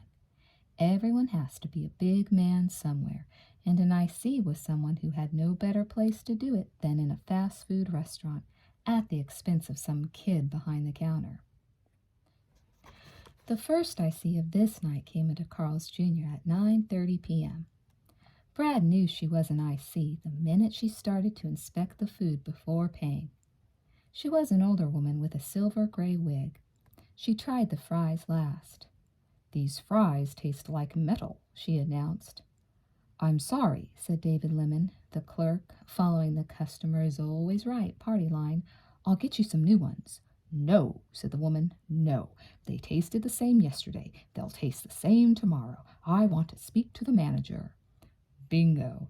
Dennis Taylor was out of the back office like a 9-ball. "What's the problem, ma'am?" Even the irate customer was always right, Dennis liked to say. He would do anything to keep a complaint from reaching the franchise office downtown. One complaint, and they called Dennis himself on the carpet. "I said these fries taste like metal." Taylor looked at Brad, who had the duty of frying the potatoes. "Did you drain the grease yesterday before you started work?" "Yes." "Have you changed it since you came in on the hour?" Brad was getting indignant. It wasn't just ordinary frying, it was his specialty. "I change it," he said, "every hour, and I always make sure that the potatoes are fried in new grease. I can tell by the color." Hamilton turned to the woman. "May I taste?" The woman recoiled with her white and yellow Carl's specialty sack. "Are you calling me a liar? I'll go to the head of the company if I have to." She had pushed a button with Dennis, Mr. Franchise Taylor. The words "go to the head of the company" struck him at the very marrow of his corporate aspirations. "Ma'am," said Dennis, through a Carl's Jr. smile. He rang open the register and scooped out the exact change. "Here's your money, ma'am, and I'm sorry you had a problem. The whole meal's on us." Dennis laughed, as if it were party time, but the IC was still shaking her head. "No," she said. "No, that won't do. That's not enough. I want that boy fired for calling me a liar. That boy right there." She was pointing at Brad. "I'm sorry, ma'am," said Dennis Taylor, "but Brad Hamilton is one of our best employees." Brad was impressed. He found himself saying, "Thanks." "Brad Hamilton," said the IC. She reached for her purse. "Brad Hamilton." She rummaged through it until she found a pen. "Brad Hamilton," and a piece of paper. "Brad Hamilton." Then she wrote his name down. "Brad Hamilton." Now the odds that the IC would actually write the letter were slim at best. Everybody knew that. Most people were happy to have gotten a little attention. They usually forgot the hassle before they even arrived home. But the threat, even the threat of a letter, and the thought of having that letter sitting in his franchise file, well, you could see it ring up on Dennis Taylor's face like a big no-sell sign. "Hamilton," he barked, "go clean up the bathroom." It was an insult, sure, but that's how Dennis Taylor worked these things out. Brad knew it was no big problem.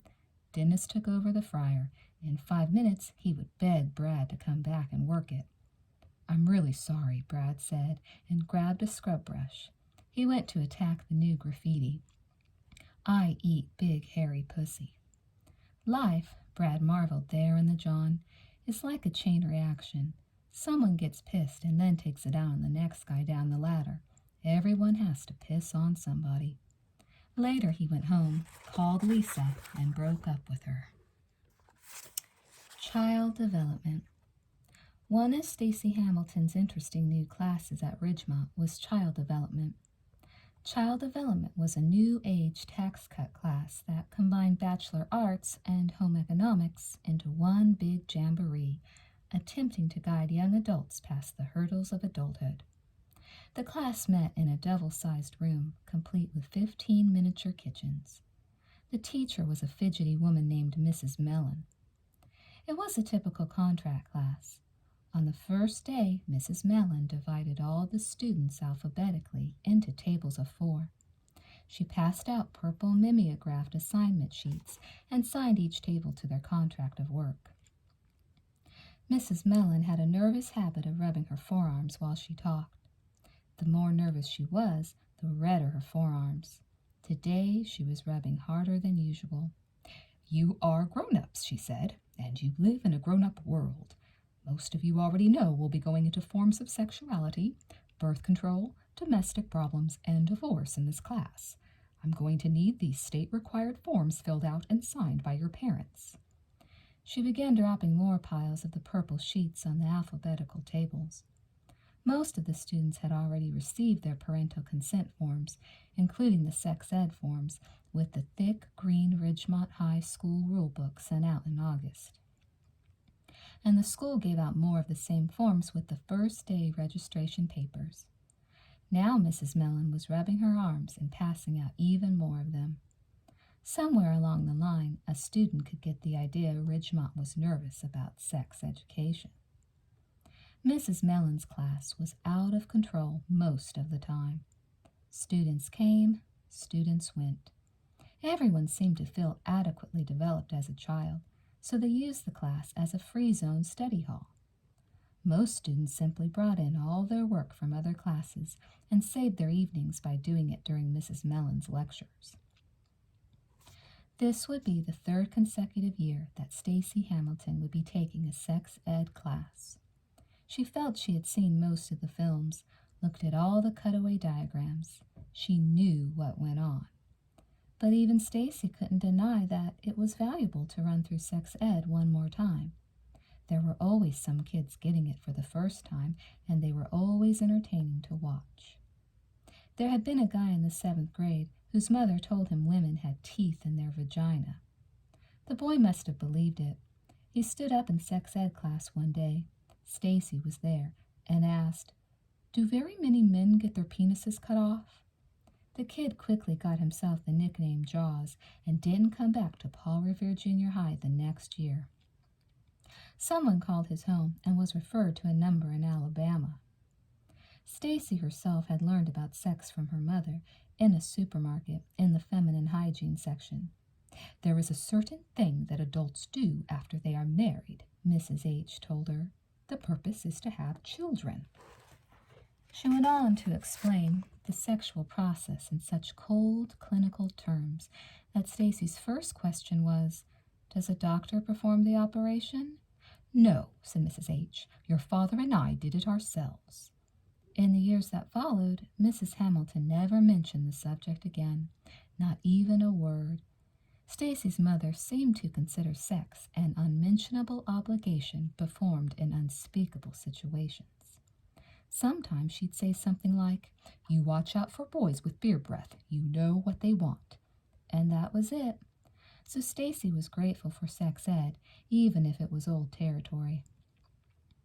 As Mrs. Mellon droned on this afternoon, 3 weeks into the school year, Stacy decided the time was right to open the note from Linda Barrett that she had been saving since period break. Stacy carefully unfolded the notebook page. "Dear Stacy, hi Stace. How is everything going? What's new? Isn't my writing just wonderful? All I have is this eyeliner pencil that I never use."